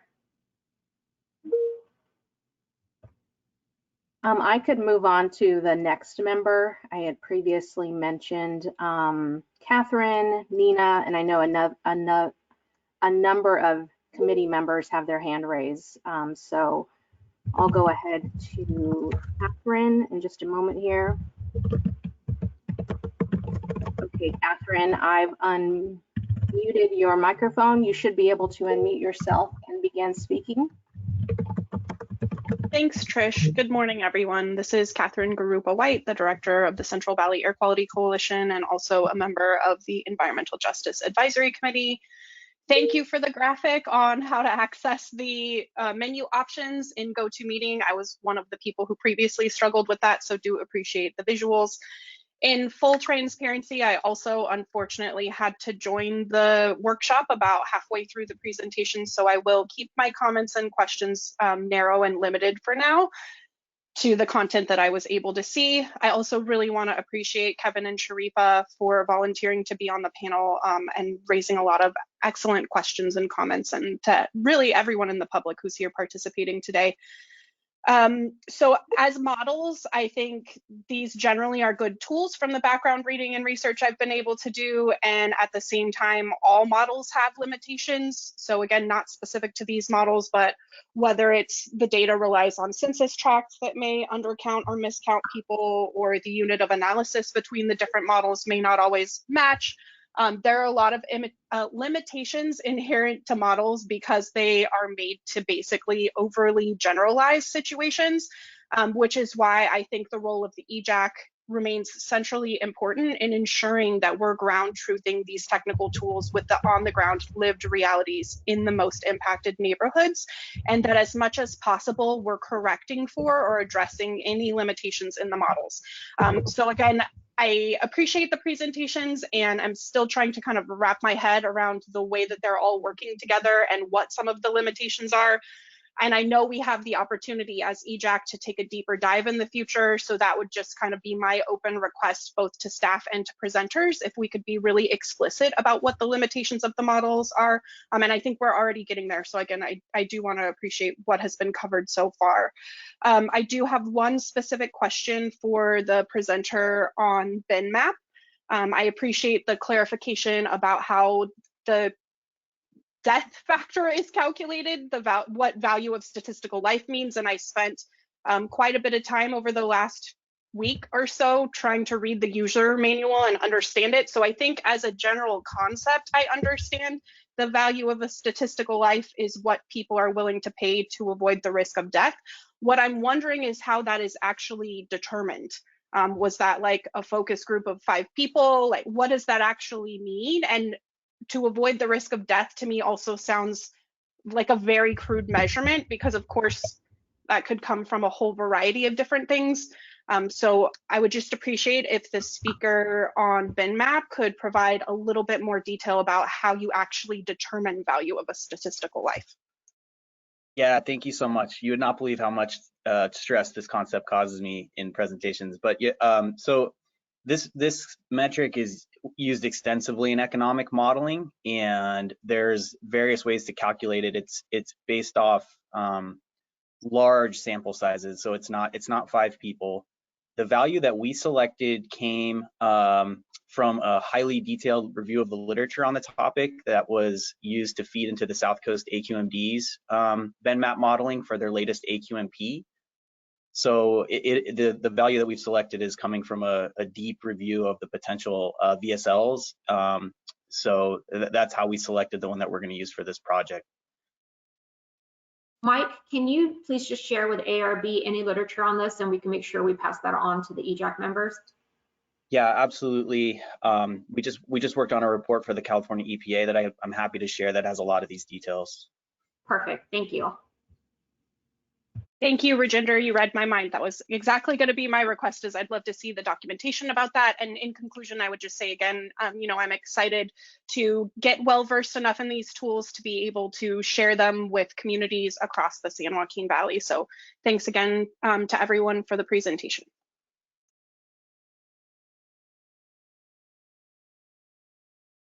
This is Trish again. So next we had Nina, followed by Georgette, Paulina, and Connie. So Nina, I've unmuted your microphone. You should be able to unmute yourself and begin. Hi everyone, can you hear me? Yes. Great, okay, yeah, thank you for the presentations and for all of this helpful information. This is Nina Mohan with the California Environmental Justice Alliance and also on the EJAC. I can just start by sharing that, as myself, as someone on the EJAC, as well as community members trying to participate in the process, I think we're really looking forward to having more time to think deeply about the scenarios and the inputs to them. And I think as we heard from other folks on the EJAC and from CARB as well, like we can all agree that this modeling is super critical and fundamental to the scoping plan process. And so I hope by kind of splitting these workshops out into part 1 and 2, CARB is able to ensure that the process isn't rushed and that equity is not left out. So I just want to start by saying that. As to the approaches themselves, I really do appreciate that we're planning to use a series of different models to gather different pieces of vital information. However, as these technical models currently stand, they clearly don't capture various EJ concerns, particularly around the legally required AB 197 mandate to look at social costs and prioritize direct emissions reductions. And so what I mean by that is, like, for example, Pathways looks at greenhouse gases, Inplan looks deeper at the macroeconomics, and while BenMap, CMAQ, and SMOKE start to address air quality concerns, they're still limited in their scopes, as folks were speaking to, and do not account for other social costs, like the pollution impacts to water and to soil quality and to public health more generally. And so a question I have is just wanting to understand better how CARB is going to account for these factors as required by AB 32 and AB 197 that are just so critical for environmental justice. And as a recommendation, I want to offer that it would be great to see additional modeling that factors in these other local impacts to public health and quality of life, specifically for EJ communities, and have those be added onto the modeling. I'm not super sure how CARB intends to include, for example, the natural working land strategy as part of this, since it's also technically outside of the scope of Pathways. But I hope that, however that's done, maybe we can include social costs similarly exogenous to the modeling. So yeah, there's just one point I wanted to make on that. A side note that I had, just kind of based on Catherine's question just now and also Sharifa's question on the Lorenz types curves, is specifically for Michael, and I don't know if this might also be relevant for Inplan, but I think from my understanding, there's different ways to look at value of a statistical life, and I think that you referenced you were using the willingness to pay methodology. I'm wondering if you've considered switching to willingness to accept methodology, because willingness to pay it inherently considers the income or the wealth of a person in making that decision, and so I think willingness to accept might be more of an equitable model. And also, if you've thought about calculating weighted costs for morbidity and mortality to better recognize the different distributional and equity concerns. And if not, maybe if that would be possible, and I could think about if I can send over something in writing on that, if that would be helpful. Yeah, and I have another point to make, but maybe I can just stop there first. So Mike, before you go, this is Rajinder. Nina, if you have specific tools and models you want us to consider, please send those to Trish, and she'll make sure that they're distributed to the right staff. What you're hearing here on the air quality is the modeling. There is going to be a broader piece on public health that ties in all of the pieces across all of the economic sectors. And we are going to be doing a workshop on the broader public health piece later this year. And there is also an offer to do a discussion about public health for the EJAC if it happens to be an item on one of your agendas in a future meeting. Mike, do you want to speak to the specifics on the value of life? Sure. So the methods that we were using with the willingness to pay were selected to be consistent with the methods that are used by the current methods used by the scientific community and also regulatory agencies. But I'm certainly interested in both of the things you mentioned. I would love to see anything that you would not mind sending over because both of those are very interesting ideas. Great. Yeah, thank you, Rajinder. And yeah, I will be sure to send over something in writing. I've been working with another agency on something like this in terms of how they're doing their economic analysis. So I think it would be interesting to apply in this context as well and hopefully yield a more equitable result. On another note, I also wanted to see that I think just, based on what we've been provided with now, I don't see that there's any clear prioritization within any of the modeling of what is required in statute. So for example, how are all of these models prioritizing direct emissions reductions as required by AB 197? And I think, right now it seems like things are really geared toward achieving carbon neutrality in 2045, but both what AB 32 and what the most recent IPCC report tells us is that we need to focus on greater and more direct cuts to pollution now, which, AKA by 2030 and not later. And so I feel like it's important that CARB figures out how to place a greater importance on inputs and scenarios which prioritize zero emissions technologies and not things like offsets, pollution trading, or allowing fossil fuel sources to continue and even extend their lifespans. Yeah, so I think in closing, I just want to reiterate kind of the question of how we're going to incorporate these other sectors and emissions that currently don't fall within the scope of existing modeling, and how we're going to make sure we're following AB 197 and factoring in prioritizing beyond BENMAP and related models specifics in terms of direct emissions reductions. So Nina, this is Rajinder. I want to speak to the AB 197 piece because we did include the language from AB 197 in the slide deck because that's come up several times. Yeah. The discussion of direct benefits or direct emission reductions came up when we adopted the 2017 scoping plan in late 2018. And as you're probably aware, Assemblymember Eduardo Garcia is also on our board and he's the author of AB 197. And so that discussion did factor in what his intent was and what we did in the last scoping plan. The modeling doesn't say what we're going to do at a specific sector or a specific policy, but the targets that we have, the scope of our target is all about emissions within the state of California.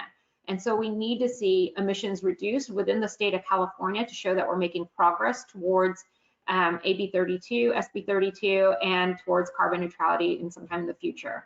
So we do need direct emission reductions, and we do have policies that are achieving direct emission reductions because that is what the scope of the target requires us to do. And there is a lengthy discussion from the 2017 board meeting. We can find the transcript and send you the excerpt from that transcript of the board conversation when the issue was presented there about what are direct emission reductions. We can follow up with you on that too, Trish. Yeah, that'd be great. Thank you. Yeah, and I guess I'll just end here and say that I think, I'm hopeful that together we can expand upon what I think E3's report even named, which was turning our attention in this whole process to maximizing co-benefits for EJ communities with respect to environmental justice as we seek to address the urgency of the crisis that we're in. So yeah, thank you for the time. Thanks for answering my questions. Thank you, Nina. We have 3 more committee members. Georgette, Paulina, and Connie is the order. Sorry.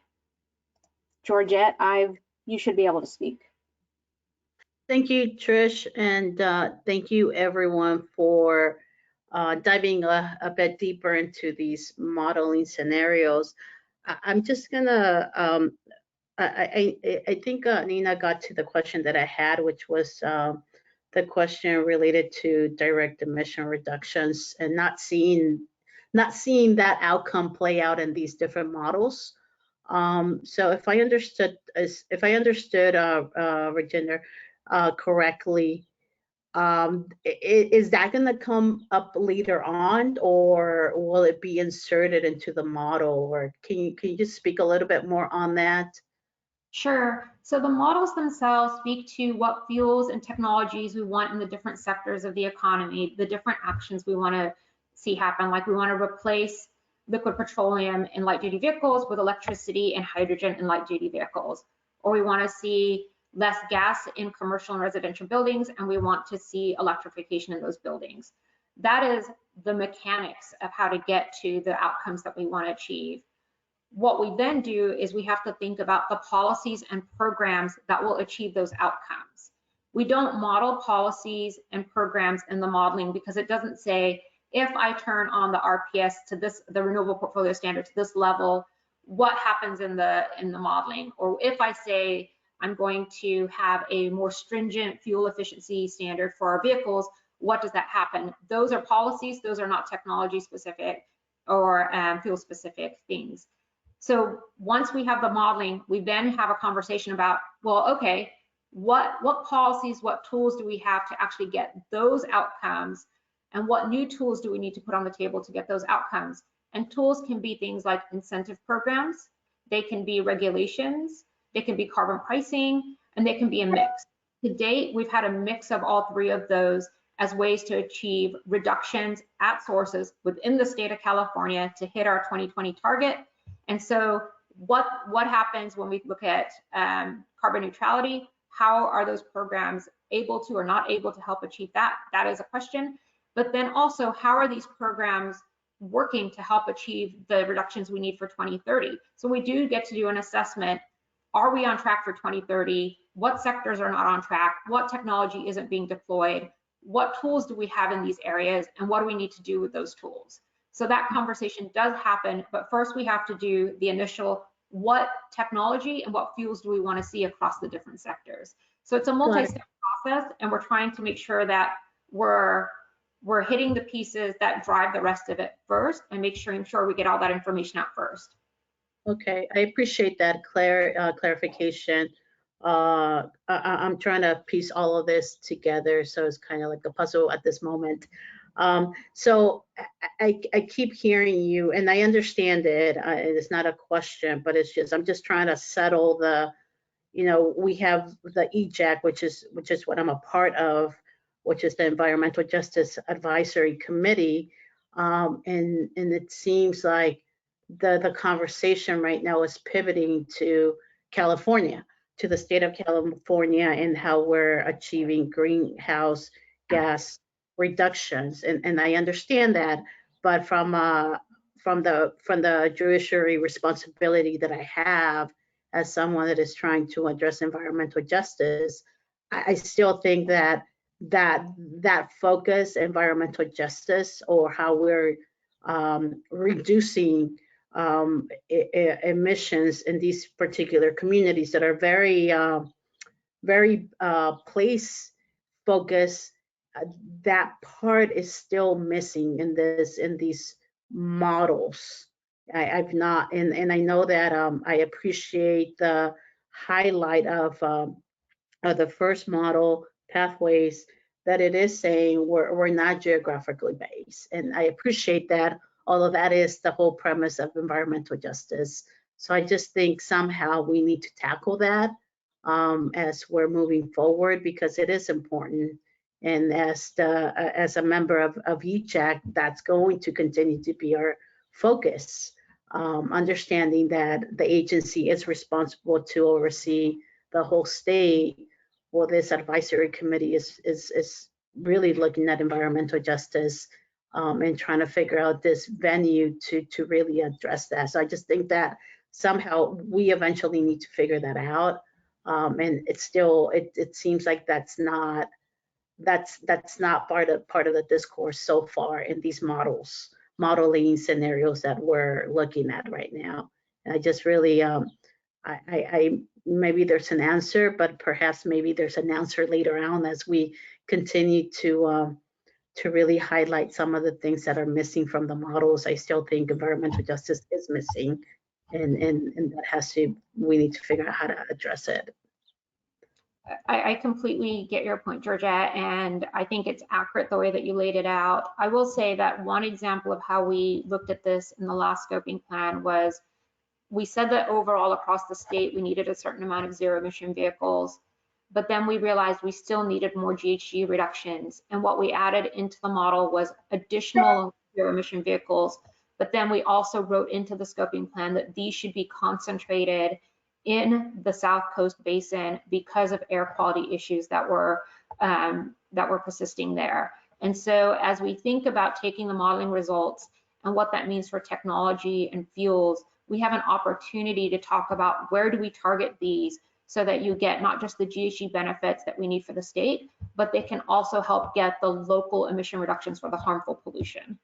So that is part of the conversation, and we will get there, and it will be very important to have the EJAC engaged there. Thank you. Thank you. Thank you, Georgette. Next, I'll go to Paulina, and the last committee member is Connie. I've unmuted your microphone, Paulina. You should be able to unmute yourself and then start.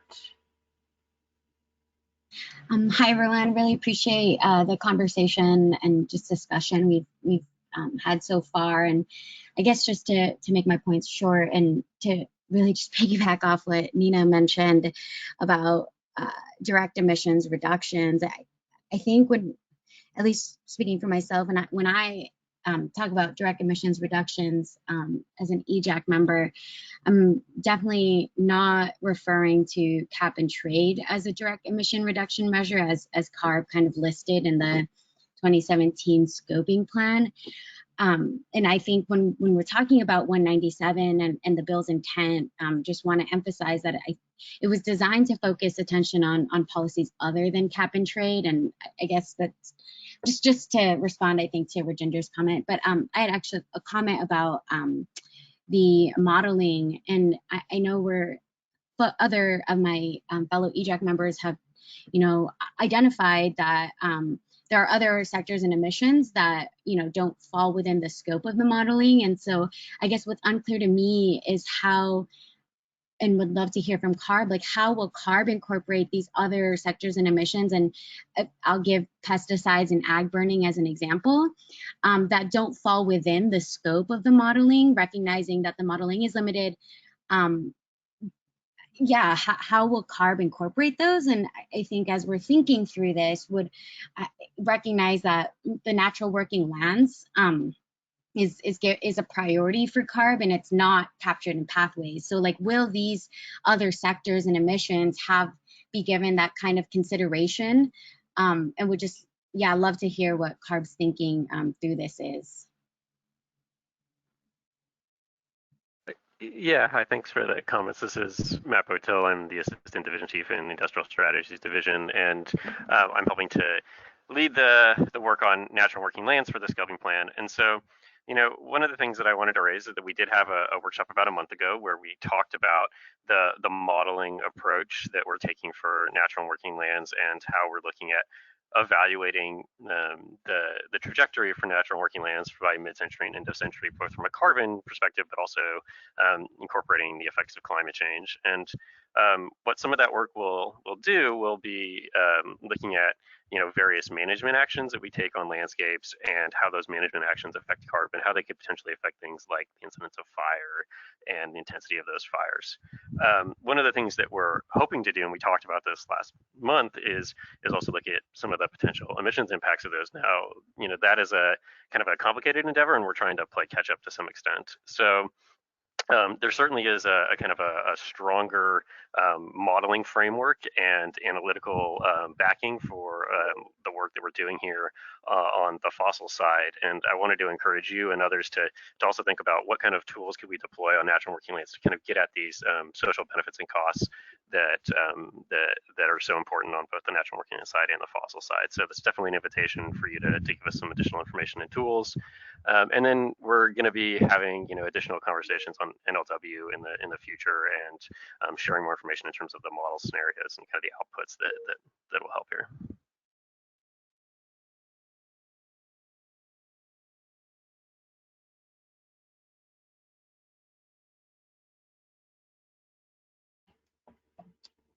Should I go ahead and move on? Paulina, I just want to make sure that you're good.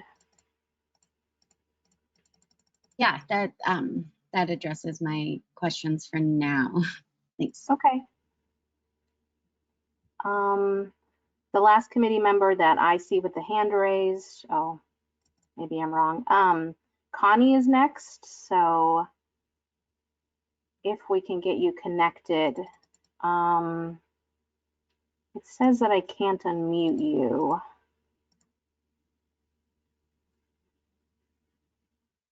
We can wait just a moment to see if you reconnect.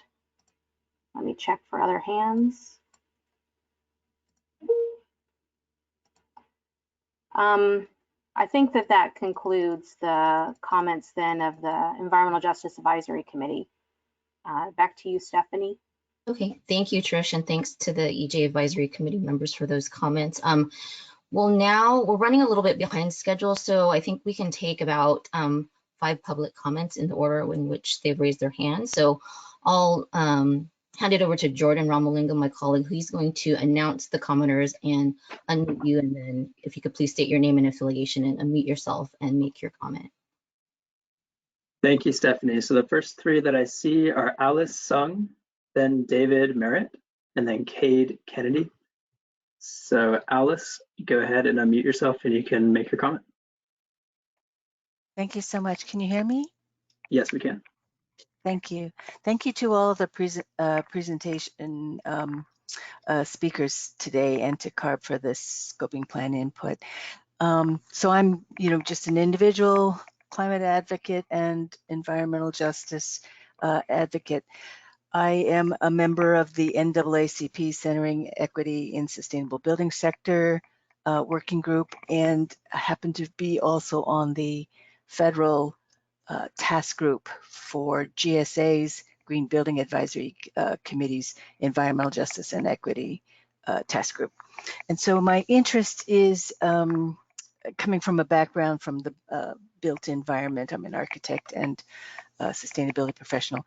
I have a number of questions, and I know we're not going to get time to do this, so to actually respond to any of them. But I want to point out a couple of things that I noticed missing from the pathways modeling, and it seemed from the very first slide, and even maybe overall to CARB's general scoping. I find that in that sources and sinks slide, it's transportation, fossil fuel, production, industry, so on and so forth, that buildings, which are 40% of emissions globally and anywhere from 25 to 28% within the state of California, are missing. And I, even for the general public reading scoping plans, I often find that this is a huge sort of gap, as well as other EJ folks have mentioned the place-based outputs and results to actually get at the real impacts of environmental justice. So I'd like to ask you to take a look at including in the scoping plan building emissions, refrigerants and fugitive emissions at building levels and during distribution, and also incorporate methane leakage and accurately be able to model that, and explore looking at embodied carbon emissions, how those are emitted or stored or accounted for even. So those are sort of the broad scoping issues I'd like to bring up. And then I'm also wondering, in any of this modeling, where any of the avoidance of emissions is actually taken into account. Things like distributed energy resources. So real implementation and modeled implementation for low, medium, and widespread implementation of solar and storage to the greenhouse gas emissions modeling. And then I'm looking over my notes. This is a lot, so it was great in that respect, but it's probably insufficient for a couple of minutes here. I would love to also ask that, as well as posting or providing the EJAC, and thank you for all the EJAC committee members who spoke here and listened in, to also post them on the general CARB page so that the general public can have access to all of the information that are provided to the EJAC and in general that are available to us, as well as recordings for these meetings and presentations, which have been very helpful. Obviously, it's pretty complex information. So thank you for that. And then last thing is, I would love to see some further clarification on what is the social cost of carbon, and see that CARB would be able to ask, what are the systemic issues involved in reevaluating what is included in that and what is not included in that? For example, even within Inplan, which I think was mentioned that it was based on the 546 sections of the NAICS codes, there are several sectors since the inception of that list of codes, one of which is, green buildings or sustainability or other environmental, not let alone other services, service sectors that are not included in NAICS codes. So, again, I don't know if it was you, Emily, or somebody said, it's only, a model's only good as the inputs in it. So garbage in, garbage out. So I would question or ask CARB to take the opportunity to look at what is the systems basis wide questions and the source of their information and data, and whether or not if that systemic operations or processes or data comes from sources developed from a long time ago that may not actually have been developed with EJ and diversity of source development in mind, or as a part of the development of the system and the process and the databases themselves, that you look to see whether those could be updated and actually revised to address justice and equity. And lastly, where's my other notes? It would be great to actually also post what you are referencing as the social cost of carbon, and more of Climate Impact Lab's work and where they see the development going, because I see promising development in actually asking those hard questions. What may or may not be racist in its inception and in its development in the past, and how can that be addressed? And actually get at base questions such as, what are the indicators of environmental justice and equity? How can we measure them? And how can we then input them into scoping for modeling tools that can make it more granular to address what every EJAC member has already said, that it must be more granular, more able to, maybe on census tract or neighborhood level, but also actually center people, center the impacts of both air pollution and greenhouse gas emissions on people, and identify those most vulnerable. And so I'm going to put out that we should look at the impact of vulnerability on children in particular, and where these sources of emissions happen and how they affect our children and our seniors, some of the most vulnerable populations in the state and across the nation. So I thank you for listening, and I know it was a lot, and I hope that we can move forward together to take the time to get this right. Thank you.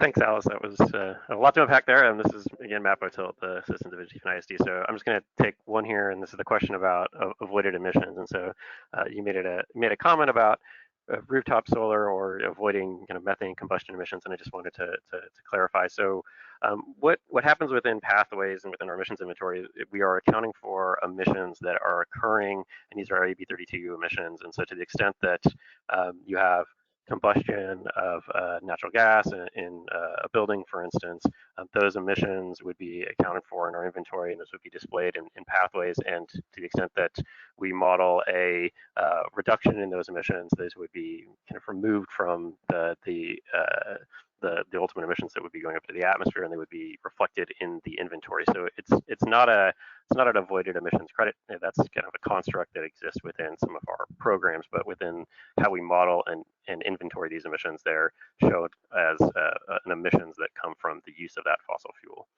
And so with respect to the questions on social cost of carbon, I'm going to ask Emily if she's still on from Rhodium to talk about some of the work they're doing on the social cost of carbon and where the resources are that can that Alice can be directed towards. Sure, this is Emily, and very good questions on the social cost of carbon. I'm happy to send to ARB materials that sort of outline what the Climate Impact Lab is working on and what the process is. And I think you're right, there's been a lot of recent advancements just due to big data and the ability, big computers, and there is a lot of historic data that now the Climate Impact Lab is leveraging to try to get at a lot of the issues that you raised. Again, I showed a slide that showed sort of the traditional assessment models that were used to assess climate damages and the social cost of carbon. They were really based on either one global region or maybe at most 16. And while there is historic data now that is linking climate damages to a whole host of socioeconomic characteristics. So what the Climate Impact Lab is doing is looking at a really granular level and trying to understand the relationships between those 6 impact categories, so including mortality and agricultural yield, and really trying to tease out the relationships at a local level and also by income and, to your point, about age. So the work that the Climate Impact Lab is currently doing on mortality is really highlighting the relationship between increased mortality, and again, this is due to just an emission of carbon, so this is not including air pollution, but it's really trying to link out what is the response at different income levels, different areas of the globe, due to increases in temperature on mortality. So that's the work that's being undertaken by the Climate Impact Lab right now, and again, they're working really on the climate and really understanding at a really hyper-local level how climate damages vary across the globe from an emission of carbon, which is a global pollutant anywhere in the world. And so that's really what we're doing to update it. That's one piece of the social cost of carbon. There's also socioeconomic projections, there's climate projections, and then there's also discounting that's incorporated. So the process that's going on right now at the federal government is really looking at all of these advancements that have happened since the origins of the social cost of carbon in 2008, and saying, how do we update all of these damage functions? How do we think about the latest data and incorporating science to really unpack some of these disparate impacts that are happening across the globe? So, we know that climate does not affect everyone the same, and the update to the social cost of carbon is really trying to look at that and really sort of include an equity lens in the update for the new valuation. So happy to share some additional information. There's a lot out there and more to come.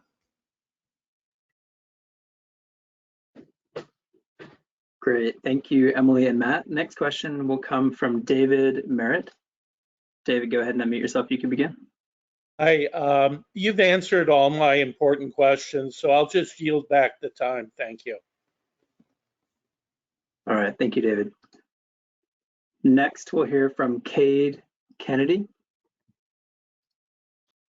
Yes, hello, can everyone hear me? Yes, I can, thanks. Perfect. My name is Cade Kennedy. I'm a research fellow with the California Environmental Justice Alliance, or CEJA. And my first question is just for Michael of UC Irvine. And that is, does BINMAP offer any way to model or quantify subclinical morbidity endpoints? For example, we know that any exposure to particulate matter causes systemic inflammatory responses, which is associated with a whole host of health conditions, like a degraded immune system, for example. And does BINMAP offer any way to quantify symptoms or morbidity that won't present itself at the clinical level? Thank you. That's a great question. I don't believe we have ever incorporated subclinical impacts into our health impact assessment. One of the reasons for that is the valuation step weights premature mortality significantly. So usually for the entire health impact assessment, anywhere from 90 to 95% of the health impacts are coming from premature mortality. But that's an interesting topic, and I'd be happy to read anything if you have any background on that, because we're always, of course, interested in updating and improving our methodology. But as of right now, the answer is no. Okay, great. All right, our next three questions will be from Dave Reichmuth, Robert Ball, and Eileen Career. So Dave, 1 second. Okay, you can now unmute yourself and begin, Dave. Hi, can you hear me? Yes, we can. Hi, my name is Dave Reichmuth. I'm with the Union of Concerned Scientists. I had a couple of questions or comments. The first was, I think for E3 is I'm curious about the assumptions about refining in the scenarios where California's consumption of gasoline and diesel is reduced. Just wondering if you assume that there's continuing refining for export outside of California of finished product, or do you assume, and then if you assume a decrease, if you're assuming a linear decrease, if consumption goes down 50%, that all refineries go down 50%, or do you assume that certain refineries are not economically viable and that you get complete reduction of emissions from those facilities? And my second sort of group of questions around the emissions, so the air quality modeling. I'm just wondering if you've considered supplementing the CMAQ modeling with reduced form air quality models, which of course are less precise, but can be run much quicker and would allow potentially higher resolution to get down to the community level, or look at sectorial contributions to emissions rather than looking at just the entire scenario output, or look at multiple scenarios. That's something that could be used in addition to the CMAQ modeling, and would probably be able to be where you could use that to also feed into BenMap potentially. And additionally, if you didn't want to do another model, maybe just looking at reduction in emissions. What are the reductions? Are the emissions that are immediately adjacent to communities? So sort of essentially fence line emissions, because we know that obviously it's very important to measure these sort of annual average concentrations to look at both primary and secondary formation, but we also know that there's a lot of variability in the amount of emissions from things like mobile sources and refineries and other industrial processes, and that it might be useful to have a metric of what is the reduction of emissions and the reduction in exposure of people that are immediately adjacent to these emission sources, as another way to look at the potential benefits or trade-offs of reducing emissions from, say, ports or highways or refineries, that is maybe not captured, especially some of these sources that have just incredibly high variability. Refineries have process upsets, and that gets lost in looking at sort of these long-term averages. And we know from some of the mobile low-cost air quality sensors that work that's been done by West Oakland Environmental Indicators Project and EDF, looking at hotspots of emissions near roadways, and so maybe looking at the people that are exposed to this, that are closest physically to these sources of emissions. So those are my 2 comments. Thank you.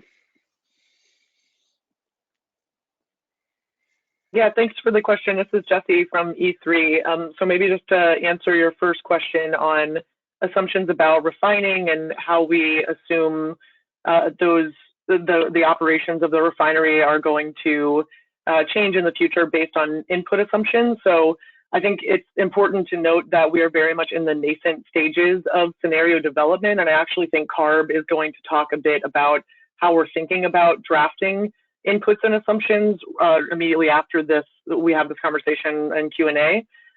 So they might provide additional information there on how you can provide input. But I will say that Pathways is almost annoyingly customizable. So there isn't kind of a direct link necessarily that is established to the extent that you have feedback on how you would like to see the drawdown be related, whether it be the emissions, refining, energy demand is linked directly to the demand for fuels in California and they draw down in sync kind of linearly, or there's an assumption about exports outside of the state, anything. It's all customizable and we can put in kind of any assumptions that we settle on. And then I know your next set of questions was around sort of emissions at the subsector and trade-offs, and it sounds like that was mostly framed from Mike, but I will say just on the pathway side, so we are able to capture all of the interactive effects between sectors and fuels and assumptions as they trickle through on use cases for electric vehicles and electricity, as I presented in the presentation. And the trade-offs are sort of, there are trade-offs in reducing emissions on all of these, and they flow through in terms of emissions, energy demand, and costs.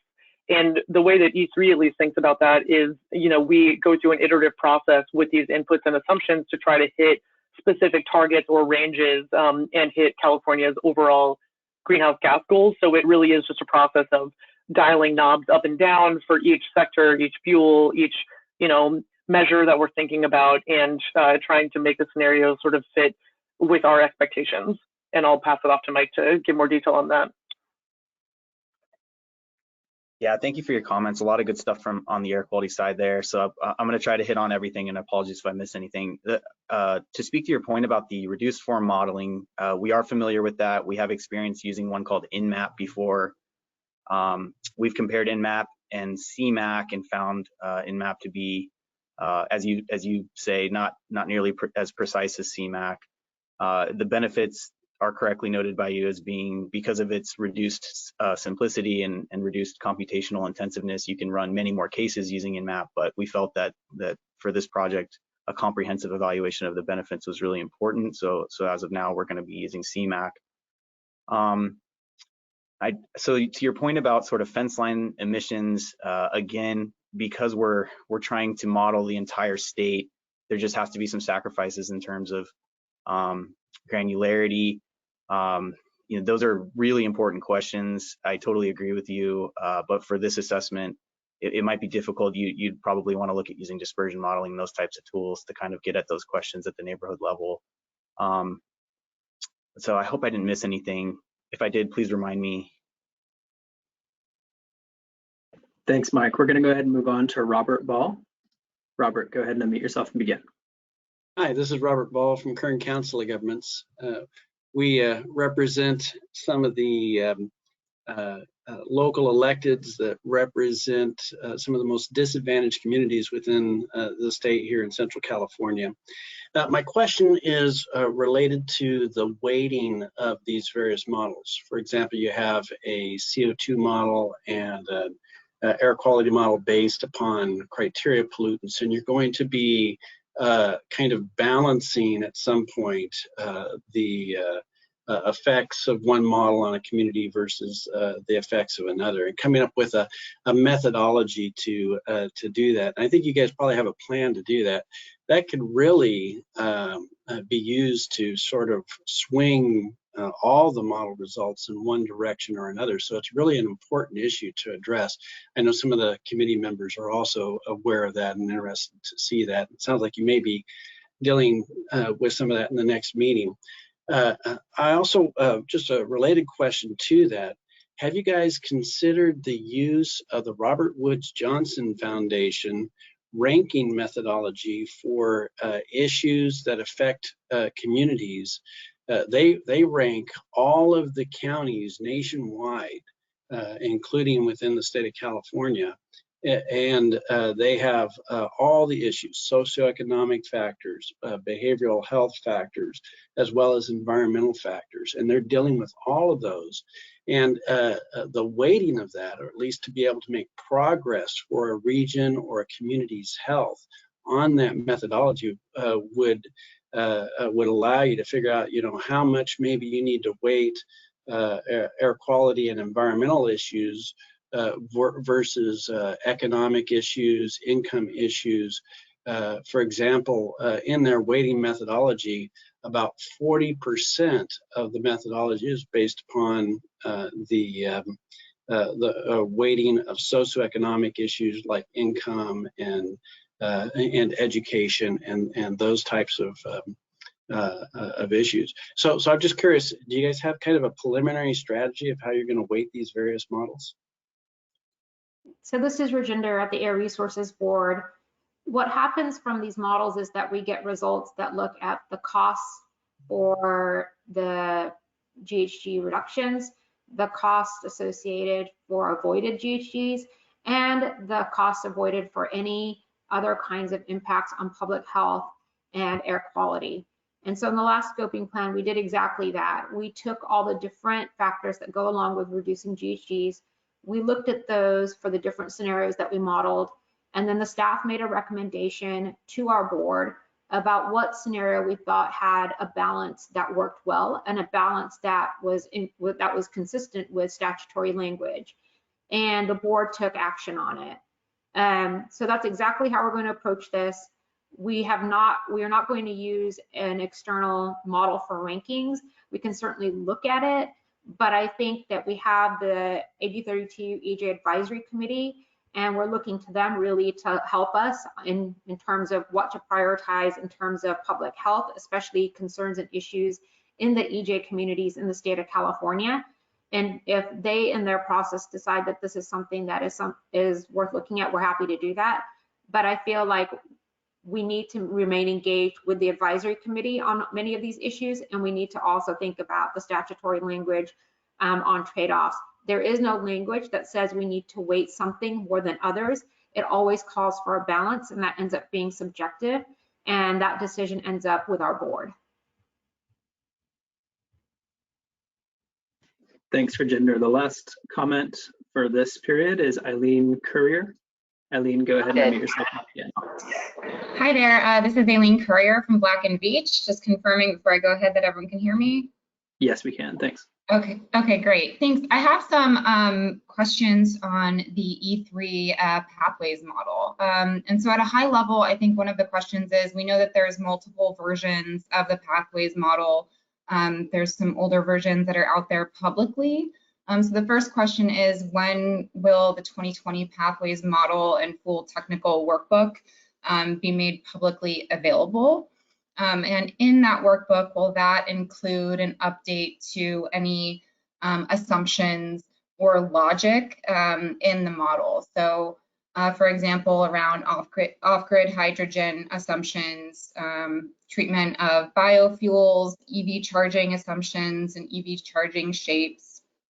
Just if any of that will be provided in detail, as well as how the E3 pathways model will confirm that it is SB 100 compliant.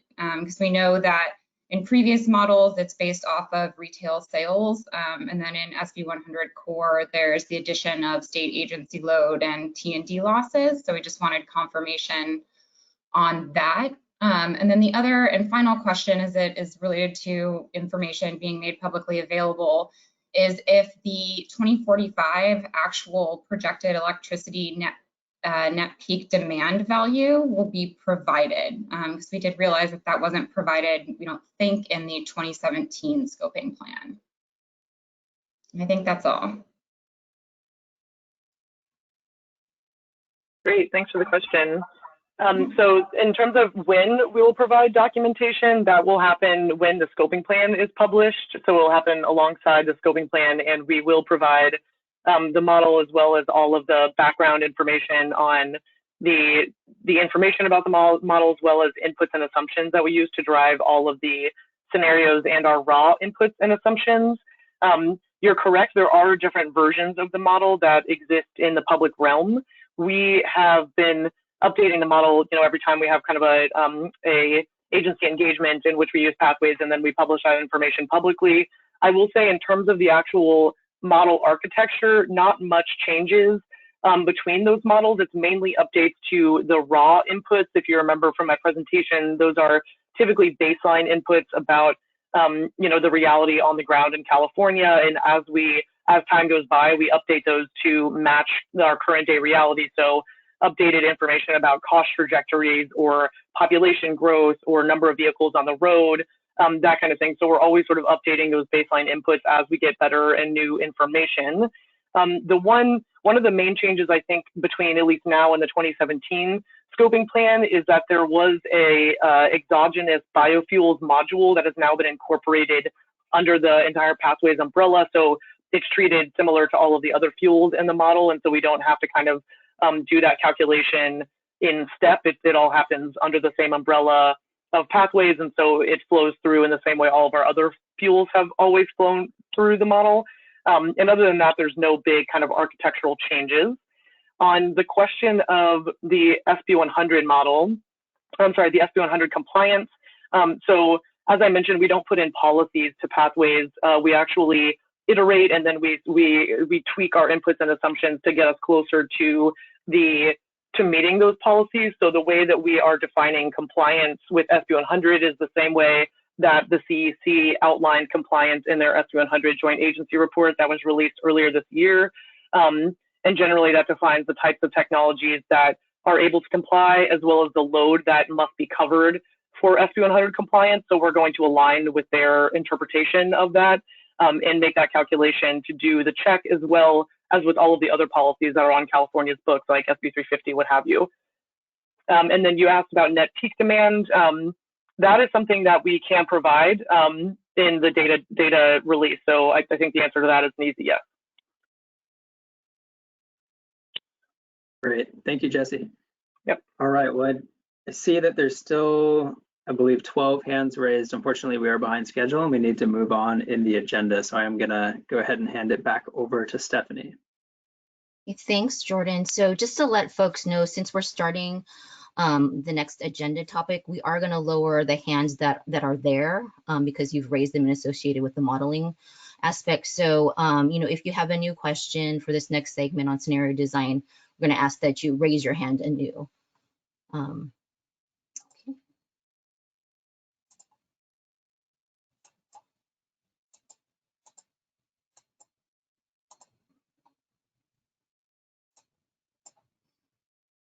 Okay. So as Rajinder mentioned earlier, we are working towards scenario building to run through the modeling tools we just discussed. As a first step with the pathways model, this requires formulating the assumptions that will be used for future energy and technology options to help define carbon neutral scenarios. Next slide. A great deal of work has been done worldwide by researchers and climate scientists to understand the various options available for decarbonization. Almost all decarbonization pathways include reducing combustion of fossil fuels in every sector to the maximum extent possible, and producing nearly all of our electricity with clean energy resources. Some industries will be hard to electrify, like aviation and industrial heat sources, and will need alternative low carbon fuels to meet those needs. This may include things like liquid biofuels, biomethane, hydrogen, synthetic gas created from gasification or pyrolysis of biomass, and natural gas with carbon capture and sequestration, or CCS. As Rajinder mentioned at the outset, there will be a subsequent workshop to present proposed scenarios based on the feedback we received today through the EJ Advisory Committee and during the public comment period. This next set of slides is presented by sector or key input area and start with a set of questions that speak to modeling input assumptions intended to get at alternative technologies and practices that are available in each sector and timing of the transition away from fossil fuel to alternatives. The questions are followed by possible options for scenario design using both 2035 and 2045 carbon neutrality timeframes. These options represent some initial ideas from staff, and we are requesting additional options for consideration. These are the same questions included in a PowerPoint provided to the EJ Advisory Committee to get their feedback. So one of the most important inputs is the year when we reach our greenhouse gas goals. We have a 2030 target defined in SB 32 to reduce greenhouse gas emissions 40% below 1990 levels by 2030. Should we achieve the 2030 greenhouse gas target by 2030, or should we increase the ambition of the 2030 target in our modeling? Likewise, for the final carbon neutrality date, do we achieve that by 2045 or earlier? Next slide. CARB plans to look at scenarios that achieve carbon neutrality in 2045 and in 2035, as the governor has directed us to look at an earlier date of 2035. This accelerated timing to 2035 entails aggressive measures in option A that would result in exceeding the % reduction in greenhouse gases required by SB 32. Option B would achieve carbon neutrality by 2045, with option C meeting the 2030 40% reduction target and option B aiming to exceed it. Another new area for consideration in this scoping plan is the potential role for removing and storing carbon that is emitted directly from large stationary sources or removed directly from the air. Carbon removal includes capture of carbon emissions at stationary sources of fossil fuel combustion, known as carbon capture and sequestration, or CCS. This technology that's added to existing facilities to capture CO2 from their smokestacks. Capture of carbon emissions directly from the atmosphere through engineered technologies, known as direct air capture and sequestration, or DACs. These are not co-located with existing facilities and pull carbon dioxide directly out of the ambient air. And then capture of carbon emissions directly from the atmosphere in natural and working lands. Right now, unfortunately, natural and working lands are likely emitting more than they capture due to catastrophic wildfires and land conversion. Some industrial processes, such as cement production, emit greenhouse gases through chemical processes required to make the product, which is different than emissions from the combustion of fuel. Carbon capture and sequestration of process emissions may be the only commercially available method today to eliminate these greenhouse gas emissions. So should CCS be used with fossil fuel combustion? Should it be used to mitigate process emissions? Even if all fossil fuel combustion is replaced with alternative energy sources, California will still emit greenhouse gases to the atmosphere. High global warming potential gases, such as hydrofluorocarbons or HFCs, that are used as refrigerants, and methane that cannot be captured from livestock or organic waste, contribute to climate change. For any remaining emissions that cannot be reduced, what other alternatives do you think we should look at to address those remaining emissions? Here, option A excludes CCS and direct air capture. Given this, how would we mitigate non-energy emissions such as HFCs? The main difference between the other options is the quantity of CDR that will be needed in the year in which carbon neutrality is achieved. Very high in 2035 for option B, probably less in 2045 for option D, and definitely less in 2045 for option C. So as we more aggressively transition transportation and building heating demand away from fossil fuels towards electricity, we will require increased electricity generation and storage capacity. SB 350 calls for a 2030 renewables portfolio standard, or RPS, of 60%. SB 100 requires us to plan for 100% retail sales of electricity be zero carbon by 2045. There are federal regulations that mandate we have reliable energy available round the clock.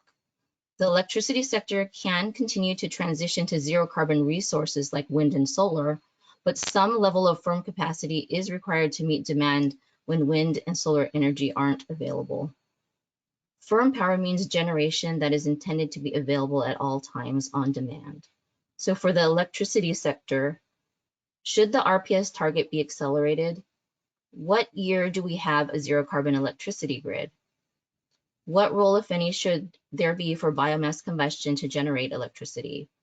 And what about combustion generation that uses renewable natural gas or renewable hydrogen to replace fossil gas for reliability?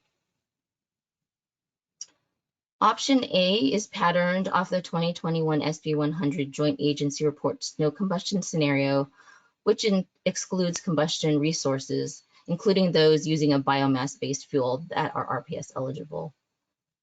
Hydrogen fuels are an example technology to provide firm capacity in the absence of CCS and combustion-based bioenergy. This option also has expanded load coverage that includes transmission and distribution losses. Option B follows the SB 100 report's accelerated timeline scenario and uses all SB 100 candidate resources. Option C achieves SB 100 target by 2045 with expanded load coverage like option A. And option D follows the SB 100 core scenario where 100% of retail sales are met with all SB 100 candidate resources. Reducing energy demand for transportation is the key strategy to achieving our climate and air quality goals. This is a complex issue that includes sustainable housing development, access to safe and affordable low carbon mobility options, and more. Reducing vehicle miles traveled, or VMT, is important from an emission standpoint because reducing vehicle trips cuts down on fuel consumed. As the state's population continues to grow, the focus will be on reducing VMT per person or per capita. A recent study by the Institute of Transportation Studies, or ITS, recently looked at how transportation sector could achieve carbon neutrality. This study assumed California could reduce per capita VMT by 15% in 2045. Should the level of ambition of VMT reductions on a per capita basis be increased? Option C would align with the AB 74 ITS study. Option B aligns with the 2020 draft mobile source strategy of 18% reduction by 2045. Option A includes increased ambition of a 20% per capita VMT reduction by 2045. Next slide. Liquid petroleum fuels like gasoline and diesel are used almost exclusively to supply energy for transportation, so cars, trucks, buses, trains, and airplanes. Passenger vehicles typically require gasoline. Zero-emission vehicles, including battery electric and fuel cell, are commercially available alternatives. Trucks, buses, trains, and airplanes use forms of diesel. Alternatives include the same zero-emission options, as well as biomass-derived liquid fuels and renewable natural gas. Governor Newsom's executive order has aggressive goals to transition to zero-emission vehicles whenever possible, using battery electric and hydrogen fuel cell electric technologies. So should any of the executive order goals be adjusted for when the various vehicle classes transition to zero emission? Next slide.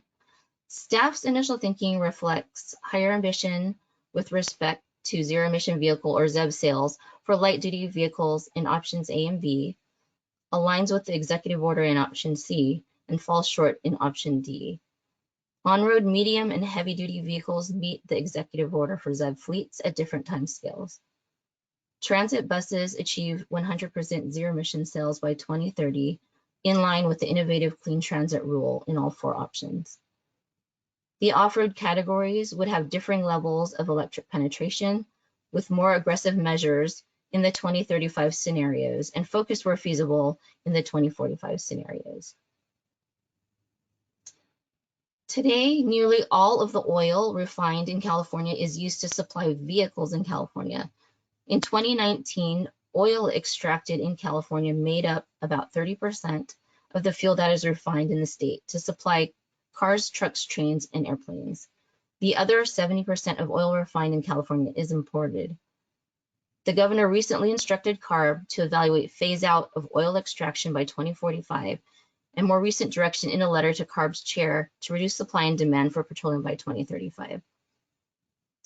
Is there a preference for either of these dates, or would you like to see another date for us to model the phase out of extraction in the state? If we don't assume that fossil fuel demand ramps down, at the same pace as in-state production, will have to consider importing crude oil for refining in California or importing finished fuel. Should there be limits on imported crude? Should we assume that refineries continue to operate in some capacity, whether refining imported crude oil or producing biofuels instead? We are considering options to phase out oil extraction in California by 2035 or by 2045. We are also considering an option where oil extraction declines relative to the demand for refined petroleum. Similarly, we are considering options that reduce the amount of fuel refined in California. If California refining capacity is not capable of producing the gasoline, diesel, and other fuels required by the internal combustion engines that remain, we would assume that finished fuel will be imported from outside California. Similarly, if the in-state oil production is reduced, imported crude oil may be needed to supply these vehicles. To achieve carbon neutrality, emissions from vehicles that continue to rely on petroleum fuels must be compensated by removing carbon from the atmosphere. Options A and B consider carbon neutrality by 2035. The number of vehicles that can be transitioned to non-fossil alternatives by 2035 is limited such that significant demand for petroleum fuel remains. Options C and D consider carbon neutrality by 2045. The transition to zero-emission vehicles associated with option C could potentially be complete by 2045, substantially reducing the number of vehicles that continue to rely on petroleum fuels, and thereby the in-state refining capacity and extraction required to meet demand. A slower transition, as indicated by option D, will result in greater reliance on fossil fuels in 2045 than option C. Initial step thinking for option A is to end in-state oil extraction and refining in 2035 and to ban combustion engines to eliminate combustion emissions and reduce reliance on atmospheric carbon removal to achieve carbon neutrality in 2035. In option B, some crude oil is imported to meet demand in 2035, but remaining demand for petroleum is supplied by California refineries. By reducing petroleum fuel extraction and refined supply in line with demand, imports of crude oil and refined petroleum products are avoided in options C and D. The remaining mobile source emissions in options B, C, and D are compensated by removing carbon from the atmosphere. As we will discuss later, some scenarios include use of waste biomass for liquid fuels. These biomass-based fuels may be produced in converted refineries. Short-lived climate pollutants, which include methane, are high global warming potential gases with short atmospheric lifetimes. SB 1383 recognized these as powerful climate forcers whose reductions could have immediate beneficial impacts on climate change, and therefore established methane emissions reduction targets to be achieved through the implementation of the short-lived climate pollutant reduction strategy. This strategy outlines approaches to achieve a reduction in statewide methane emissions of 40% below 2013 levels by 2030. The strategies for reducing methane emissions include converting manure and organic wastes into energy and soil amendment products, and reducing disposal of edible foods in landfills by diverting them to food banks and other outlets. Methane emissions originate from three primary sources: dairy and livestock, organic waste from landfills and wastewater treatment, and oil and gas extraction and distribution infrastructure leaks. Oil and gas extraction and distribution infrastructure leaks will diminish with the demand for liquid petroleum and natural gas fuels. A portion of dairy and livestock emissions, as well as organic waste emissions, can be captured, treated, and injected into natural gas pipelines to be combusted as an alternative to natural gas. You will know this fuel is biogas or renewable natural gas. So how should captured biogas be used or disposed of? What future should we envision for dairy operations in California over the long term? Initial staff thinking for option A is to exclude biomass-derived gaseous fuels to avoid combustion.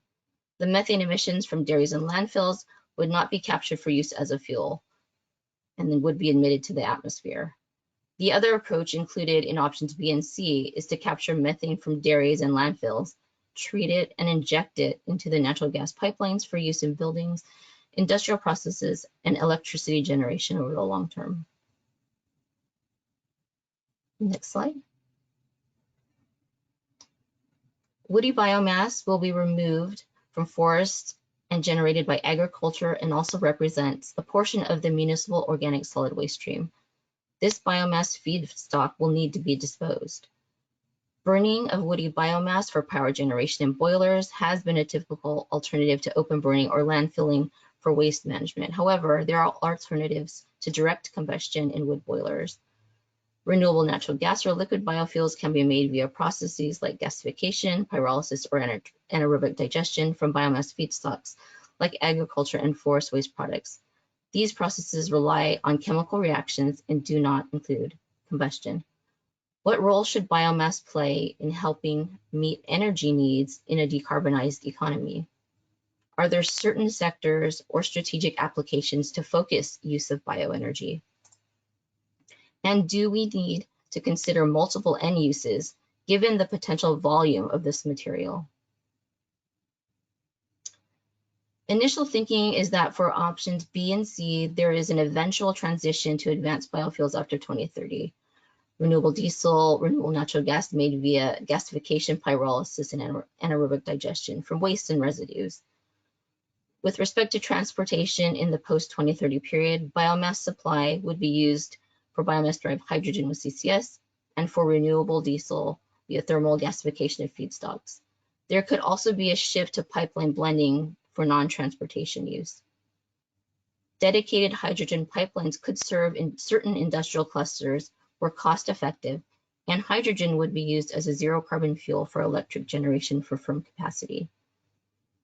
In line with the idea of eliminating combustion for option A, this option excludes biomass-derived fuels, but some electrolytic hydrogen would be used. Without biofuels, we need, for example, hydrogen-powered airplanes, or some air travel may not happen.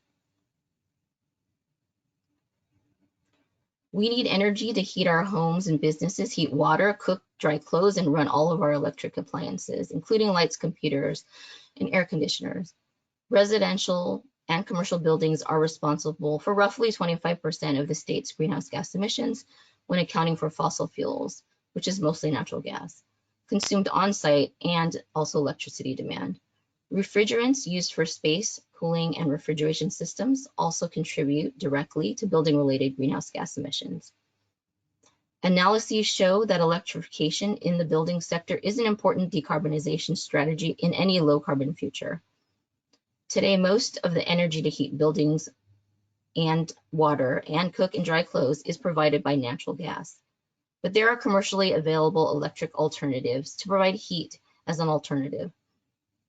We have posed some questions related to both new building construction and how we go about decarbonizing existing buildings.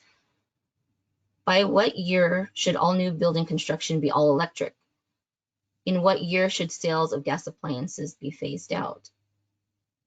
Even with a gas appliance ban for new purchases, we may need to retrofit existing buildings to replace existing gas appliances.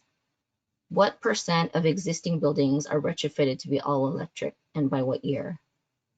Does fossil natural gas continue to be used during the transition, or should it be renewable natural gas, or a combination of both? Next slide. All options have new construction as all electric by the next code cycle, with the exception of option D, which takes 2 code cycles. Option A has the most aggressive electrification, with 100% new sales being electric appliances by 2030 for residential and commercial buildings, and existing buildings being retrofitted to electric appliances by 2035. It also has no remaining emissions due to gas grid retirement. Options B, C, and D have different levels of when electric appliance sales reach 100%, and would have different levels of existing buildings being retrofitted to electric appliances. These options have remaining pipeline gas, that is natural gas, renewable gas, and hydrogen. Next slide. California is home to manufacturing, construction, and agricultural industries that require energy in the form of heat for industrial processes, for example, glass manufacturing and food processing. These industries also rely on electricity. Today, natural gas is the primary source of high heat energy for industrial processes. Some industrial processes can be converted to non-combustion equipment that utilizes electricity. Others require heat levels that cannot be provided with electrification and will require combustion. Alternative fuels that can provide sufficient heat for industrial processes include hydrogen, produced from zero carbon electricity, and renewable natural gas. Initial staff thinking for option A includes electrifying industrial energy demand to the extent feasible by 2035. Industries that cannot electrify, such as cement, chemical, and paper manufacturing, would cease operation in California. This assumption avoids combustion. Options B, C, and D include different levels of electrification combined with a suite of alternative fuels and technologies. For example, CCS can be applied to cement and steel facilities to capture both process emissions and heat source emissions. Dedicated hydrogen pipelines may link industrial facilities in geographic clusters to provide necessary heat sources. Renewable natural gas may also substitute for fossil gas. The pace at which these alternative fuels and technologies can be implemented impacts the remaining fossil emissions in the year in which carbon neutrality target is set. More industrial facilities can be transitioned away from fossil fuel by 2045 than 2035, reducing the quantity of carbon removal from the atmosphere needed to compensate for the remaining emissions if carbon neutrality is delayed to 2045. We also want to note in the workshop today that CARB will prepare a programmatic level environmental analysis, or EA, assessing the potential for adverse and beneficial environmental impacts associated with the proposed 2022 scoping plan update. The EA is prepared according to the requirements of our certified regulatory program under the California Environmental Quality Act, or CEQA. The EA will be based on the anticipated reasonably foreseeable actions undertaken by entities in response to the proposal, which could have the potential to cause indirect physical changes in the environment. CARB is using the CEQA environmental checklist as a framework for assessing the potential for significant impacts resulting from reasonably foreseeable actions.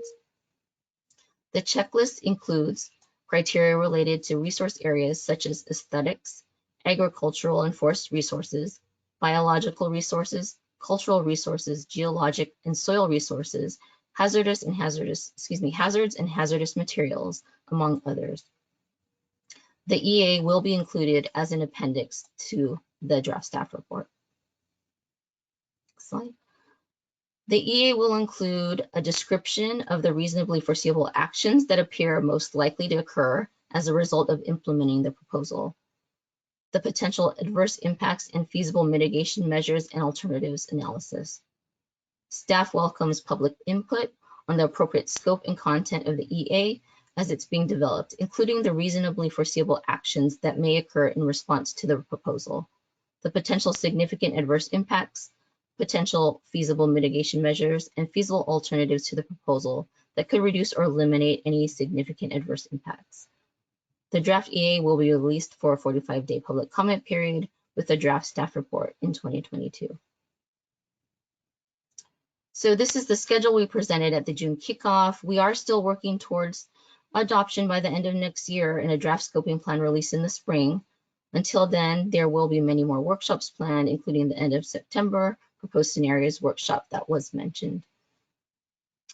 And the next two slides are just provided for reference regarding the AB 197 estimates required for the measures evaluated in this scoping plan, which we talked about earlier, as well as describing the components required for the policy assessment of the scoping plan.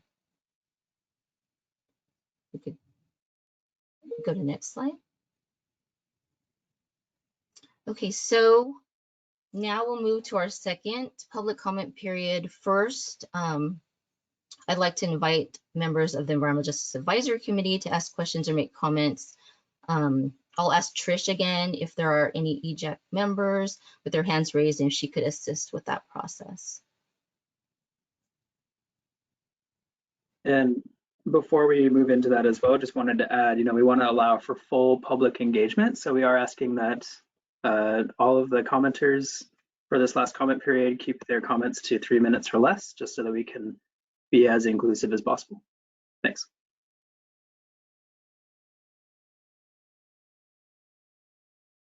Thanks, this is Trish. I don't currently see any hands raised for members of the Environmental Justice Advisory Committee.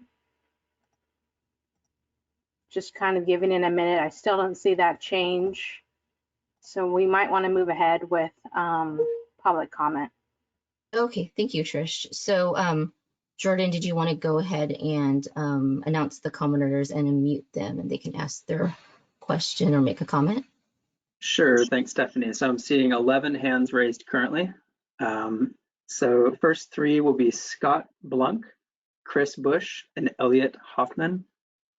So Scott, go ahead and unmute yourself and begin.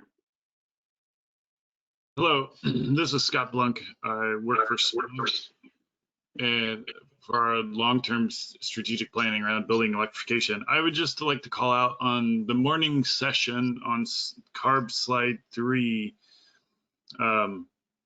Buildings were not called out directly. There was vehicles, there was carbon capture, direct air capture, natural working lands, but buildings were not called out directly. And I think, I guess I've seen this systematically at CARB where buildings are not directly addressed. I did see it in the E3 analysis and I appreciate it. It's even there though, it seemed a little muted. In terms of kind of some of the questions from the later presentation, the year the ban on gas equipment, I would advocate for that to be as soon as possible, but definitely no later than 2030, a ban on the sale of any new gas equipment. As far as a target percentage of existing buildings converted to all electric by 2030, I think a good goal would be about 35% of all buildings. I know SMUD is planning toward a similar number, and I think that can apply statewide. And no, I don't think there's a role for natural gas in the future, and we need to make that very clear, and partly by calling out buildings, but also, and this can be by sector. So in residential, there's no need for natural gas at all. In some technology areas, maybe that's where a renewable natural gas is appropriate as we learn to phase them out over time. And that will conclude my comments, and I thank you for the time.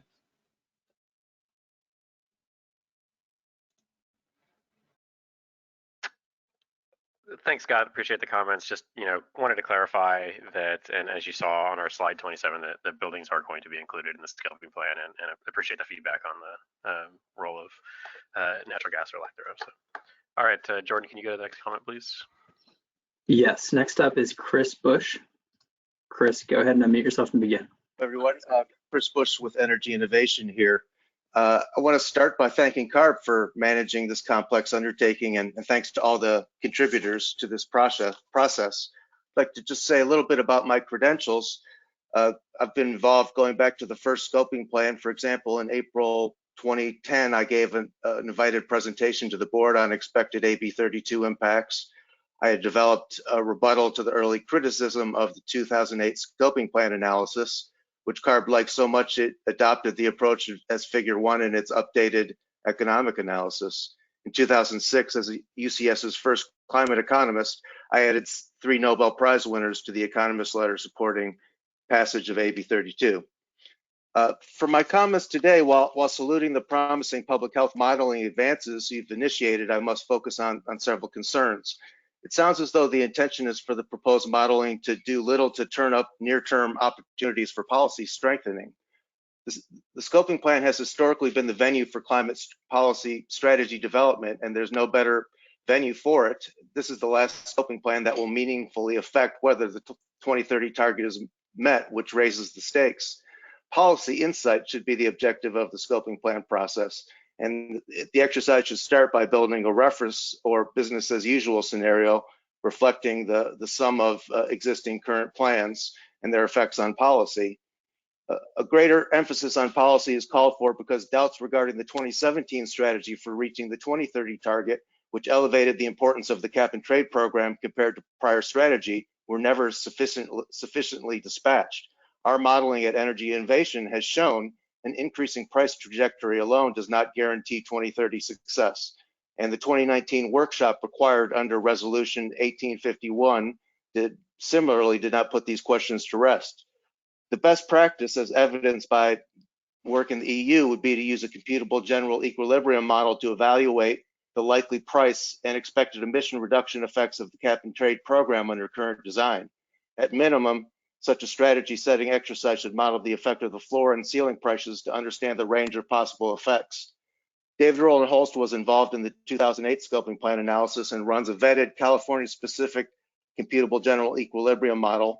I'd suggest you take advantage of his capability, which includes modeling community-level effects, spatially explicit effects, and effects differentiated by income group. As part of a greater emphasis on policy, we would also urge consideration of additional sector-specific or technology-specific regulations. For example, we've pointed to opportunities for a clean concrete standard, which ARB has the authority to put in place today. So a few questions in closing, and that is, will you be modeling the expected emission pathway given current policies in a business as usual type scenario? And if so, how would you be modeling the effect of the cap and trade program? Or generally, how will you be modeling the effect of the cap and trade program? And would it be correct to say that deriving near-term policy insights is not part of the sort of priority objectives for the scoping plan in 2022? Thanks.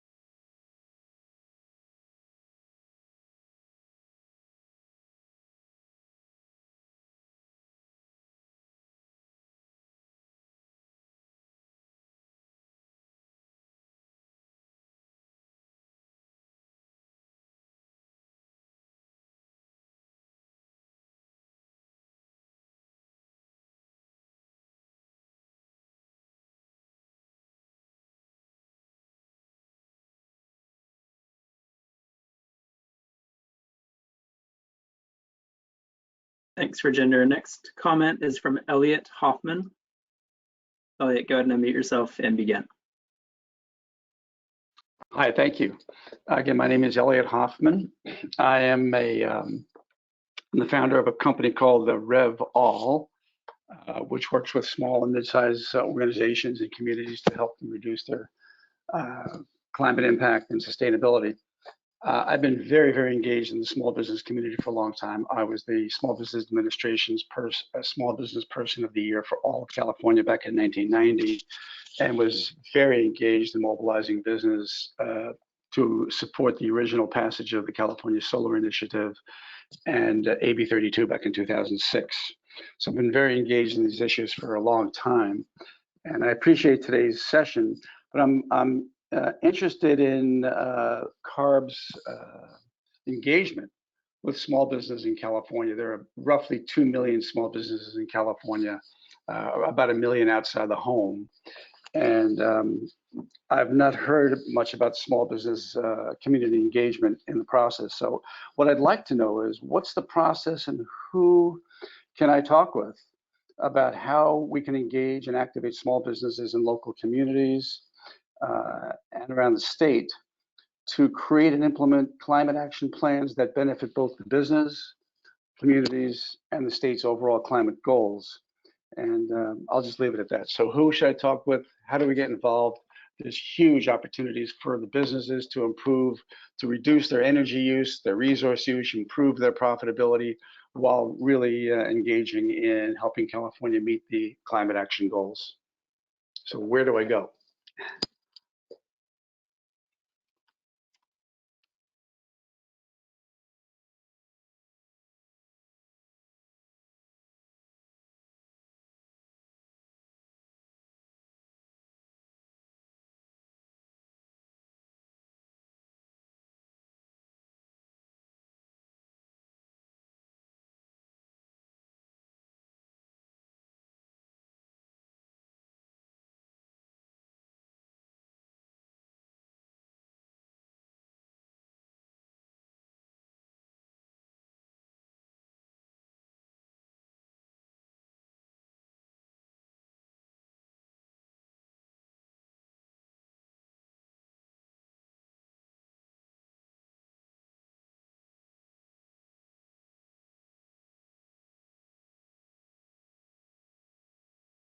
Hi, this is Matt. I'm gonna jump in here really quickly. Sorry, it sounds like we're having a little. It sounds like we're having a little bit of technical difficulties. Rajinder, you need to make sure that you're unmuted on the GoToWebinar platform. Thanks, Matt. Sorry. So, Elliot, I will do the short version of what I was saying because I was on the wrong platform. So we have an Ombudsman's office that is the lead point for all matters related to programs at ARB and for businesses, small or large. If you email one of us, we can get you in contact with those folks. We will be having community process, just like we did for the last scoping plan. We will be working with our Environmental Justice Advisory Committee members. And to the extent that meetings are being scheduled in specific communities, those will be posted to our website and they will be shared on our listserv. So I encourage you to get on the listserv and reach out to the EJ Advisory Committee members for those meetings. And just, it's an open door and you're welcome to participate. And if you have members or other colleagues that would like to be part of those conversations, happy to have them included as well. All right, thank you, Rajinder. Our next three will be John Constantino, Stephen Jepson, and Sasan Sadat. And flagging that we have, it looks like 9 people with their hands raised right now. So John Constantino, go ahead and unmute yourself. You can begin.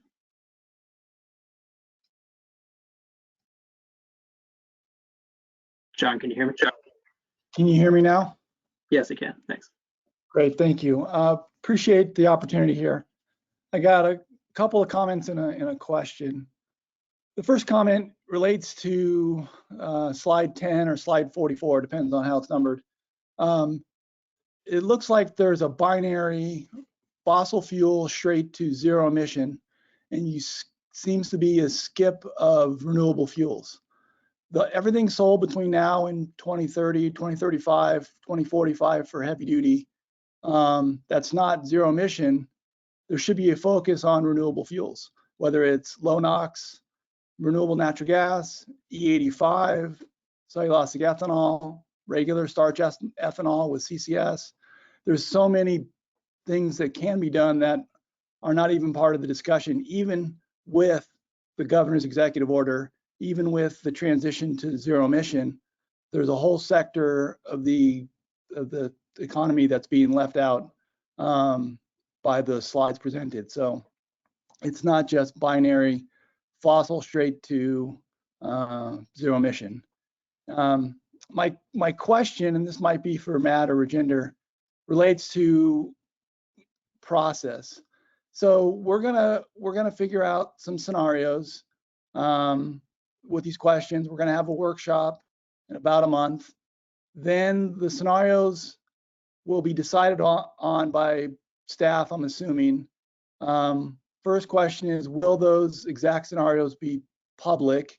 Then the scenarios get run, the GHG analysis gets run, the Rhodium group, the UCI, they do their work. And then the draft scoping plan comes out in April-ish.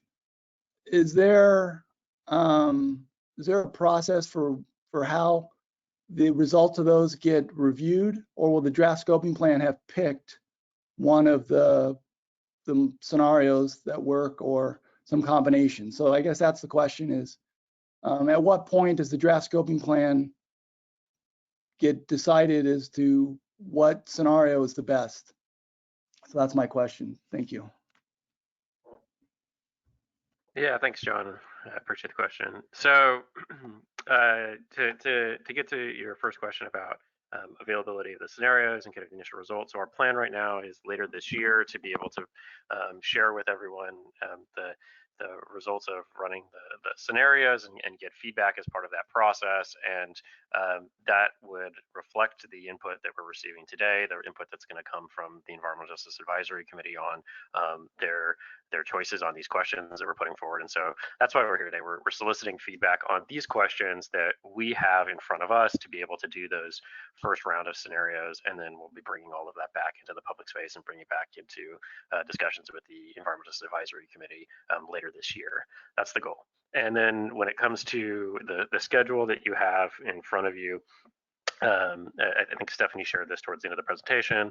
First board meeting in spring of 2022. This is where we would discuss what the proposal would be for the scoping plan scenario as part of this process. And so, obviously, using the input that we receive later this year on the scenarios that we model and the preliminary results will be really important to being able to have that board meeting in April of 2022. And John, this is Jordan as well. I just wanted to respond to your comment about slide 10 with transportation fuels. And so I wanted to push back on the idea that this slide is saying we go straight to zero emission vehicles and there's no transition period there. We specifically call out advanced liquid biofuels on that slide, as well as biofuels, biomethane, other alternative energy sources at the end point there. We have a specific slide devoted to zero emission vehicles, that's true. But that transition to ZEVs is a transition, and so we understand that there's a need for alternative fuels during that transition. Thank you. All right, moving. Yeah, go ahead, Jordan. All right, moving on to Stephen Jepson. Stephen, go ahead. Hi, this is Steve Jepson with the Southern California Alliance of Publicly Owned Treatment Works. We represent over 80 water, wastewater, and recycled water agencies in Southern California. Most have wastewater treatment plants, and many of those are in the South Coast Basin. With AB 1826 and SB 1383, both are diverting food waste and organic materials from landfills for the benefit of air quality. This was touched on a little bit with your short-lived climate pollutant slide. As a result, wastewater treatment plants will be receiving many tons of food waste statewide in the future. Wastewater treatment plants have large tanks called digesters that biologically process wastes, much like a human stomach. And like a human stomach, these wastewater digesters produce gas, such as methane, which we beneficially use to generate electricity, create heat to optimize the treatment process, and provide a low carbon vehicle fuel. This gas supply can't be turned off. It's what we receive through toilets and drains and sewer pipes. My question is, with food waste being diverted to wastewater treatment plants, our sector will be producing even more biogas. So does the E3 model, or can the E3 model take into account wastewater treatment plants and the biogas they produce and the increase of biogas they will produce? That's question number one. Question number two, what is CARB's view of how this increased biogas should be used? Thank you. Thanks for the question. This is Jesse from E3. I can just quickly jump in and say that the answer to the question of can the pathways model incorporate those fuel streams, the answer is yes, and I will pass it over to CARB for the second half. Sure, thanks, Jesse. Yeah, I was going to jump in there too. So yeah, in fact, this question about how the biogas should be used, what the the right end usage for it should be. This is one that we're asking you all. We're asking the Environmental Justice Advisory Committee. This is one of the decisions we need to make with respect to creating scenarios for the scoping plan. And so there's some questions around SLCPs and around RNG usage and biomass utilization in the presentation that we're welcoming your feedback on as wastewater treatment plants capture that biogas and create RNG. Where does it go? Transportation? Does it go into the existing pipeline infrastructure? Are there new end uses that should be deployed for industry and infrastructure? And that's feedback we'd like to hear from you all as we think about what is the right use, if any, of that captured gas. Thanks, Matt. Our next comment is from Sasan Sadat. Sasan, if you're online, I'm seeing a note that says offline here. So if you can hear me, please go ahead and unmute yourself and ask your question or give your comment. Give you a second there before we move on. All right, so let's go ahead and move on. So our next three will be Graham Noyes, Christian Lambert, and Mick Skvarla. Graham, go ahead and ask your comment. This is Graham Noyes. I'm the Executive Director of the Low Carbon Fuels Coalition. We are a technology neutral trade association dedicated to the support and expansion of low carbon fuel policies. Our membership really goes across the spectrum: renewable natural gas, renewable hydrogen, electricity, sustainable aviation fuel, ethanol, carbon capture and sequestration, and other technologies. As an organization, we'd like to commend CARB on all the work that went into this and the transparency and overcoming the challenges that we're all facing with limited ability to get together in person, and particularly the hard work that's gone into bringing the environmental justice perspective and input seriously into the process. As everyone is aware, we really are facing an existential threat now with climate change. The IPCC report makes that abundantly clear, and here in California, we're experiencing that particularly on the wildfire front day to day. So in regards to the stakeholders here and the participants, great to hear that we have 400 to 800 people joining on scoping plan calls. Really want to encourage everyone to follow the science, follow the outcomes. Really appreciate the fact that CARB has built in modeling scenarios that don't preclude any of the options, but put them on the table to look at the air quality impacts, the health impacts, and so I think that's really really crucial. Do want to emphasize the importance that we've seen of biomass-derived fuels within the Low Carbon Fuel Standard program. That program's been around for a decade now.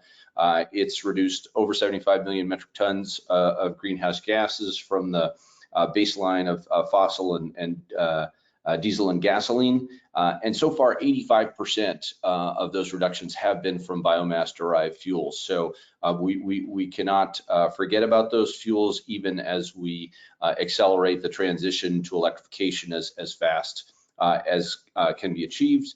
On the woody biomass side, we also really need to recognize that there's unfortunately going to be combustion in this state for a long time here.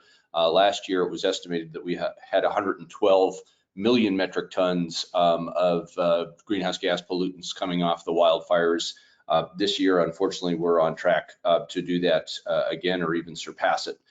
So we really have a distinct biomass issue. We also have a distinct biogas issue on the methane side, and that very much needs to be part of everyone's thinking and recognizing the best possible outcome.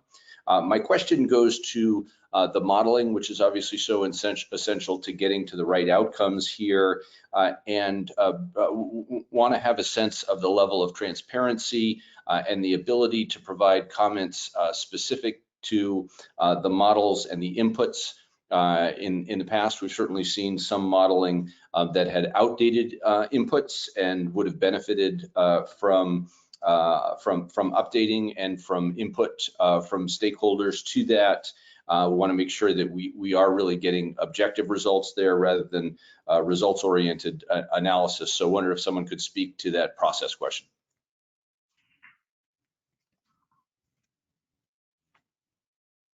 Matt, do you want to take the process question? Sure. So I think the question was with respect to modeling inputs, and so again, I think this is one of the key things that we're trying to present today, which is the questions that will inform the inputs that we put into the model, and then with respect to further discussions kind of on modeling, we have an upcoming Environmental Justice Advisory Committee meeting as well that's coming up next week to help kind of continue this conversation on what the modeling includes. Was there something that I'm missing here on this question? Yeah, I wanted to go a little deeper than that into essentially some of the emission factors and so forth, and you know, some of the model input and where some of these models have been built out from. There's some outdated information that has been brought forward previously, and want to make sure that that's been addressed before the completion of these activities. So this is Rajinder, and I can jump in here. So all of the data for the model, including what sources we're going to be using for the inputs and what other sources we're going to rely on, those are going to be published along with the results when we have those. So once we have draft results, that will be all made public. We can talk to E3 if they have anything available already on their website, because they have been using this model more recently, not just for ARB, but also for some of the other agencies. So we'll see if we can find that information out there and get it posted. But CARB in its own process will be publishing that as well. Okay, so I've been made aware that Chris Bush asked a question, and even though I thought I was responding, some people heard and some people didn't. So I want to make sure I go back and respond. I am hoping that the technical issue I was having was resolved. I think it is. So the question was about 2030 and accelerating. Certainly, as we think about the 2035 timeframe and even the 2045 frame, there is an open question if something should be accelerated for 2030. We are flagging that as an area where we are seeking input. And if you are proposing that we accelerate in any of the scenarios that we look at for 2035 or even 2045, that we accelerate the 2030 target, it would be good to know how far to accelerate it. So definitely open to any feedback there. On the question about progress towards 2030, that is absolutely part of the scoping plan. It is two things. One is to assess the progress towards hitting the 2030 target. That's in statute right now. That's the SB 32 target, the 40%. And it's also to look at ways to get to carbon neutrality after that. Because we're looking at timeframes that are only 5 years or 15 years after 2030, we're really looking to make sure that if we need to make adjustments in getting to 2030, those adjustments will carry us through to carbon neutrality. So it is an assessment of what are we doing to get to 2030? How are the programs being respective and responsive to that? Do we think that there are any adjustments needed in any of the sectors? But critical to all of this is the reference case. When we did, and that is, where would emissions be if we didn't take any additional action? When we did the 2017 scoping plan, we had a reference case, we did one, and never would have anticipated that we would have had a pandemic like the one we are in right now, and that emissions would have dropped so significantly in 2020. And so the one thing that we are grappling with and we are trying to work through with our contractors and internally is, how do we reflect uncertainty in the reference case? There's always going to be uncertainty when you're projecting out emissions long-term for mitigation, like how your policies will be effective and at what point do they bite? You know, is it linear? Is it exponential, et cetera? There's always uncertainties around that. But even the reference case, what does it look like if we don't take any additional action? That has some uncertainty associated with it. And most significantly for this decade, one of those uncertainties is how we come back out of this pandemic. There are discussions now about, you know, a V-shaped recovery, a U-shaped recovery. All of those things are there, but acknowledging that there is uncertainty in the reference case is going to be critical in terms of assessing progress towards 2030. So that work is is first and foremost in our minds when we think about this decade. Thanks. Thanks, Rajinder. Our next comment is from Christian Lambert. Christian, go ahead.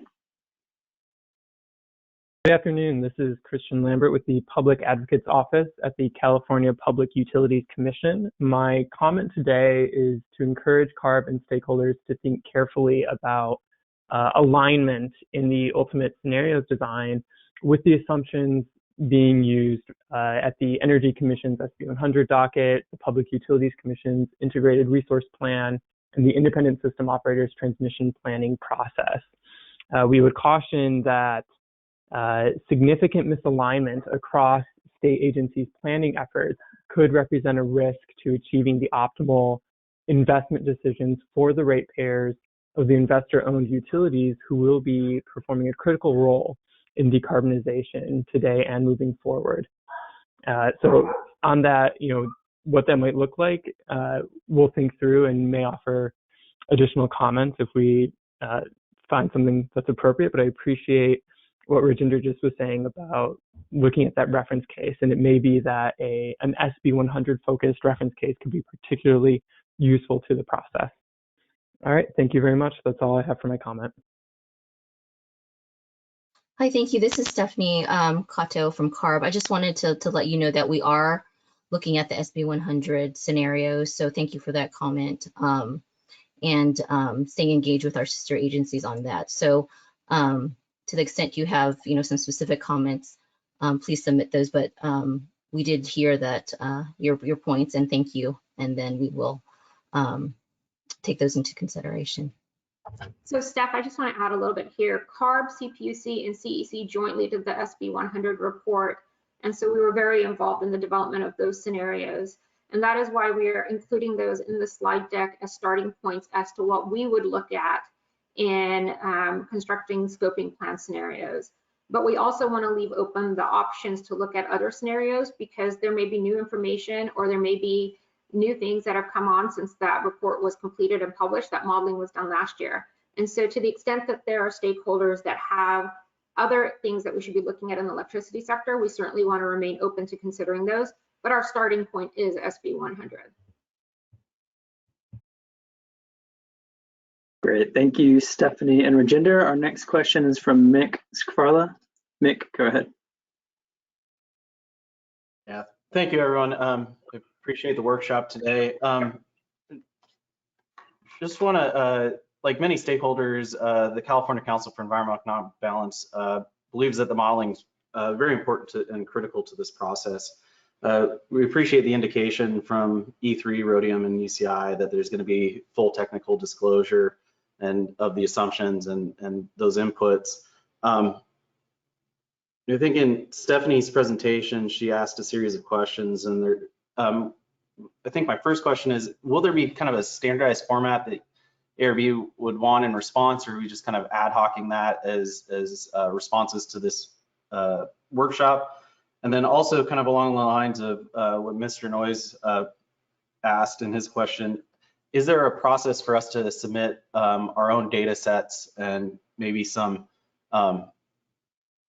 privileged and confidential business information from our membership that may help inform some of those informations to the modelers and a process to kind of go through that step with ARB and the modeling group so that you guys are aware of kind of the most advanced technologies that are being explored from our membership and our labor side. So Mick, this is Rajinder. In terms of format and the feedback on the questions in the presentation that Steph provided, there's no specific format. If you want to just list the question and then put down your thoughts, that's perfectly acceptable. Whatever works for you and the membership there is fine. In terms of submitting any comments, we prefer comments to the extent possible to be submitted through the public website, but we completely are open to seeing anything that is confidential business information. We will need you to mark it as confidential business information, but there is the risk that there may be a PRA, and then we would have to come back to you and your members to weigh in on how is that confidential business information. And so there's a process to handle that, but we want to try and get the most up-to-date information that we can. And that means if you have other data that you want us to consider, we want to see it.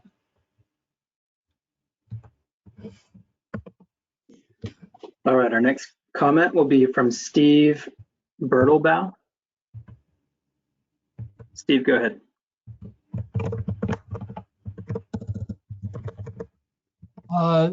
Thank you. Steve Bertelbaugh with the Transportation and Land Use Coalition of Sonoma County.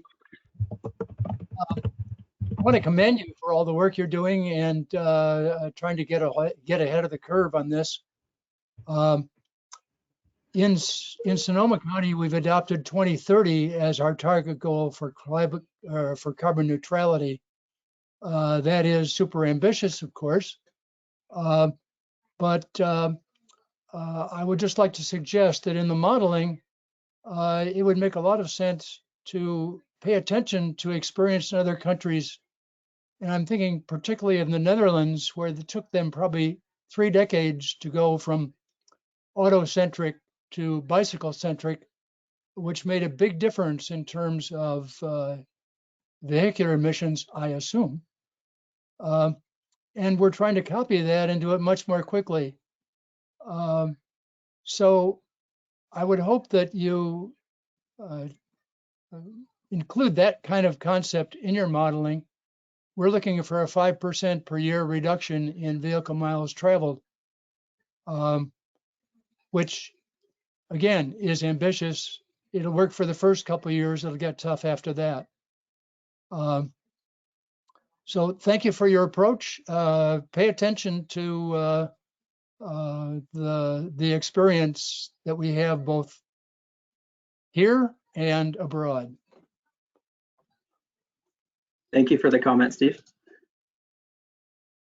All right, our next comment will be from Shada Azaman. Shada, go ahead and unmute yourself and you can begin. Hi, can folks hear me? Yes, we can. Thanks so much. My name is Shada Azamian and I'm with the Leadership Council for Justice and Accountability based in Fresno. I mainly have a quick question that ties in many portions of today's workshop. An important factor of accurately modeling the impacts and developing scenarios for the scoping plan is having a shared understanding of what a sustainable and clean fuel is. And I think we know from other areas of advocacy that there are differences of understanding on this, especially when it comes to dairy digesters, biogas, and what's called renewable fuels, which we've witnessed worsening air pollution and greenhouse gas emissions in local communities. So my question is now, at what point will the sustainability of fuels and the accuracy of different fuels impacts be a topic of consultation in the scoping plan process?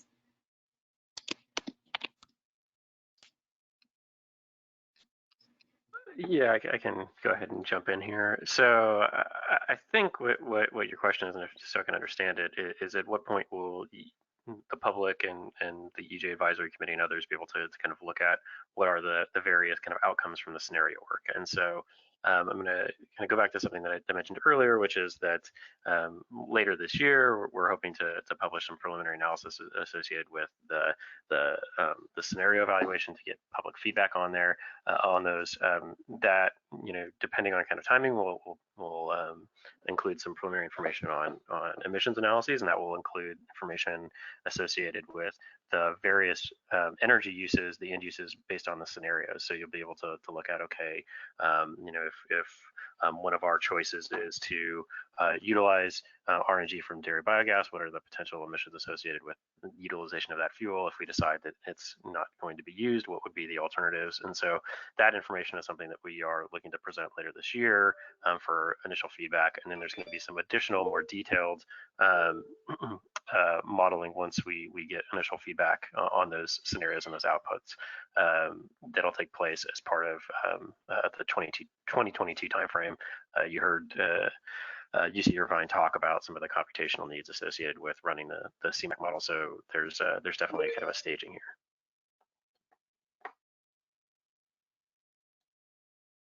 All right, so we have 5 hands up at this time. So let's go ahead and do the next 3. So Will Barrett will be first, and then Sarah Deslauriers, and then James Thorne. So Will Barrett, go ahead.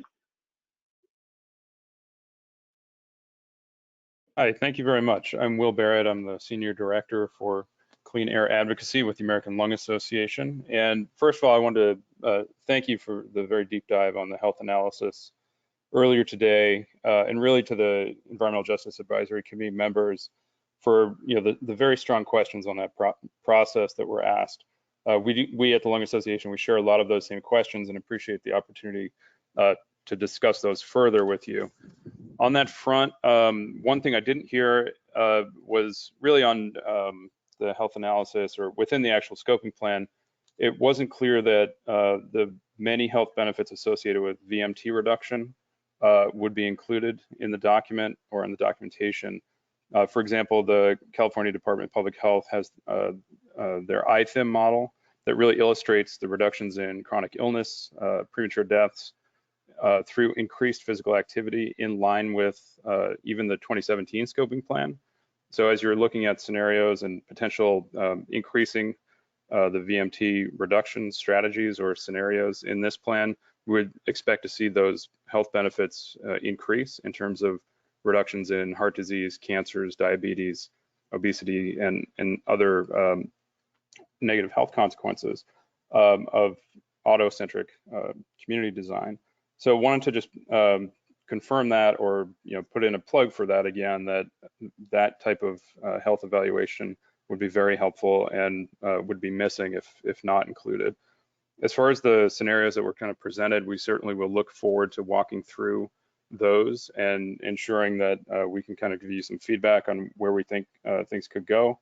But basically, I think it would be very helpful to see a very strong, very clear pathway to zero emission, direct near-term emission reduction strategies that can really elevate public health, especially in communities that are currently overburdened by heavy sources of industrial transportation and other pollution sources. I think that as a baseline, that can provide a real strong assessment of what the potential public health benefits could be of California's leadership on climate action, especially when looking at the different scenarios and timing points.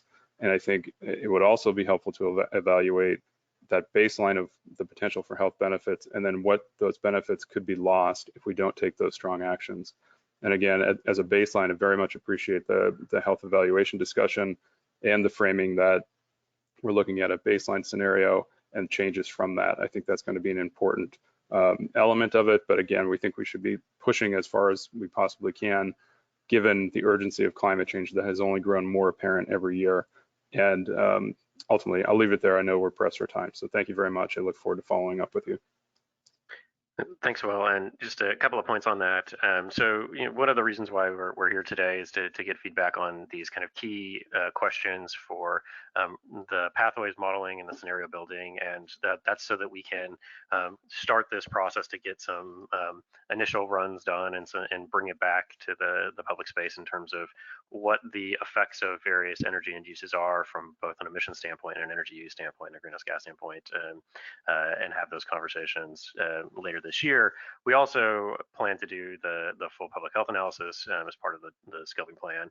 And before we really do a deep dive into that particular work, we're going to have some workshops around the public health analysis. And so, partly we're here because we have a timing need for the pathways model and the E3 work to kick off, and then from that we should be able to get some preliminary information on the public health benefits and the emission reductions from combustion, the change in combustion of different energy uses, and then we'll follow that with the bigger public health analysis. All right, Jordan. All right, our next commenter is Sarah Deslauriers. Sarah, go ahead and unmute yourself and begin. All right, do you hear me? Yes, we can. All right, hi, yes, Sarah Deslauriers with the California Association of Sanitation Agencies, and the members of which represent the municipal wastewater sector across the state, and I represent them from climate change perspective on various issues, including the scoping plan. Thank you so much for the presentations today and getting an understanding of where things are heading for development of these different scenarios, as well as the input from the EJAC.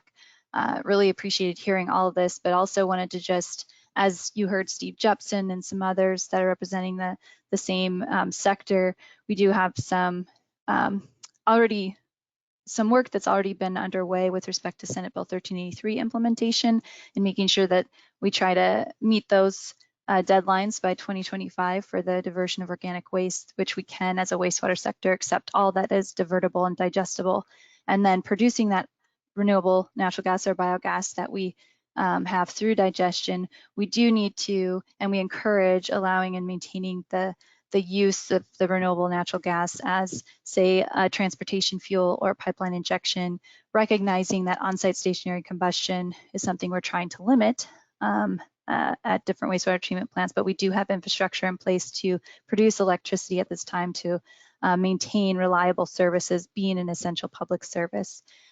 In that vein too, though, we would like to see the RNG be used as a transportation fuel for reliability purposes and resilience purposes for maintaining critical response with vehicles in any situation, whether it's remote, nearby, or you need power takeoff, you need that power to do that. But in that vein too, with respect to keeping it as an RNG or transportation fuel, it also will help in terms of, or with respect to, say, the South Coast Basin that has a federal requirement to reduce its NOx emissions, to reduce ozone production that they need to meet by 2023 and 2031, ultimately 80% reduction of NOx. To be able to maintain compliance in that, they can do that with the investments they've already made with respect to using RNG for low carbon fuel for these vehicles.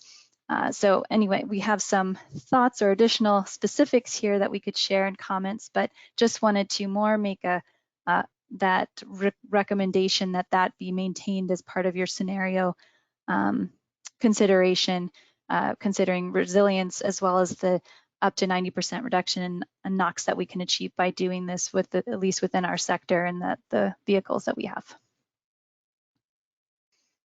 Thank you, Sarah, and I encourage you to submit comments. All right, we have two more first-time commenters, and then we're over time here, so I'm going to pass it back to Stephanie after that. So we're going to have James Thorne first, and then Muriel Strand will close things out. So James, go ahead. Can you hear me? Yes, I can. Oh, great. I'm a landscape ecologist working at UC Davis, and I have just a couple of comments. Thank you for this great session. The mention of the Climate Impact Lab and their 25,000 units globally, to me, brings up the approach that we often use over here, which is a spatially explicit approach. And so you're talking about these scenarios, but you know, in conservation and in landscape dynamics planning, we're often looking at that from a spatially explicit perspective, and that there's multiple scales then. And so I'm curious at what, down to what level of granularity you may be able to get. And I'd like to point out that we just have been using a 25-acre hexagon grid and integrating both finer scale information and more generalized into that to allow for identification of high priority locations, which brings me to the second point, which is that if you bring a spatial approach, you could look at multi-criteria optimization or scenario planning that allows you to see the trade-offs in terms of landscape resilience and community resilience of investing in one area or investing in another. The third comment then is much more basic, and to say there are other agencies dealing with impacts of climate change, including the drought. And what about putting solar panels on all of our irrigation canals and all of our reservoirs, floating panels, and trying to both reduce evaporation and generate electrical and jobs? And the last comment is with regards to environmental justice. I would urge CARB to consider that biodiversity and the species that are in our landscapes are also in need of representation within environmental justice. We people are a species, and there are many other species, and perhaps if we recognize important habitat locations, we can retain ecosystem processes that are critical for meeting our zero carbon objectives. Thank you. Thank you, James. All right, our last comment will come from Muriel Strand. Muriel, go ahead and give your comment. Okay, so I guess you can hear me. Yes, I can. So I am actually a retired air resources engineer, and I spent a lot of time in emission inventory, and I've been really very interested to listen to all of this. It's been really nice.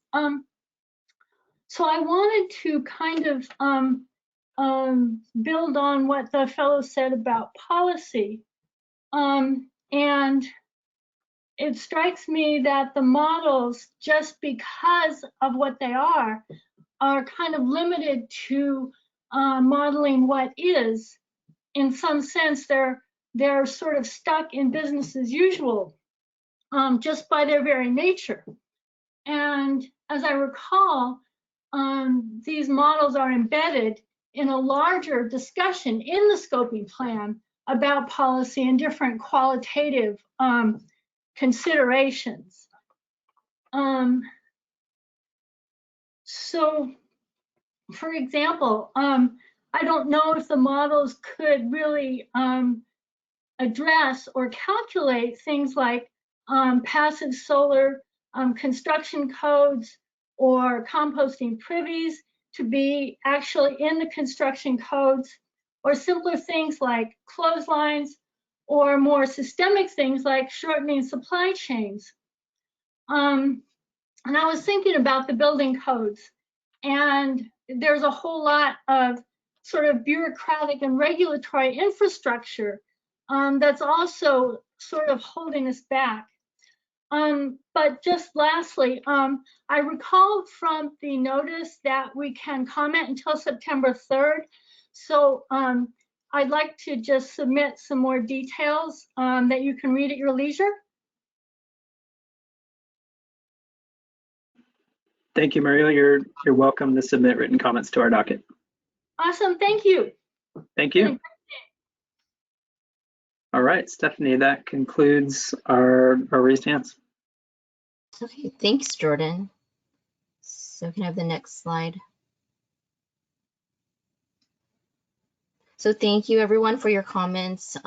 We encourage you to submit written comments. The comment docket URL is right there on the page. As Muriel mentioned, it's open through September 3rd at 11:59 p.m. You can also find that same link through the main scoping plan workshops webpage.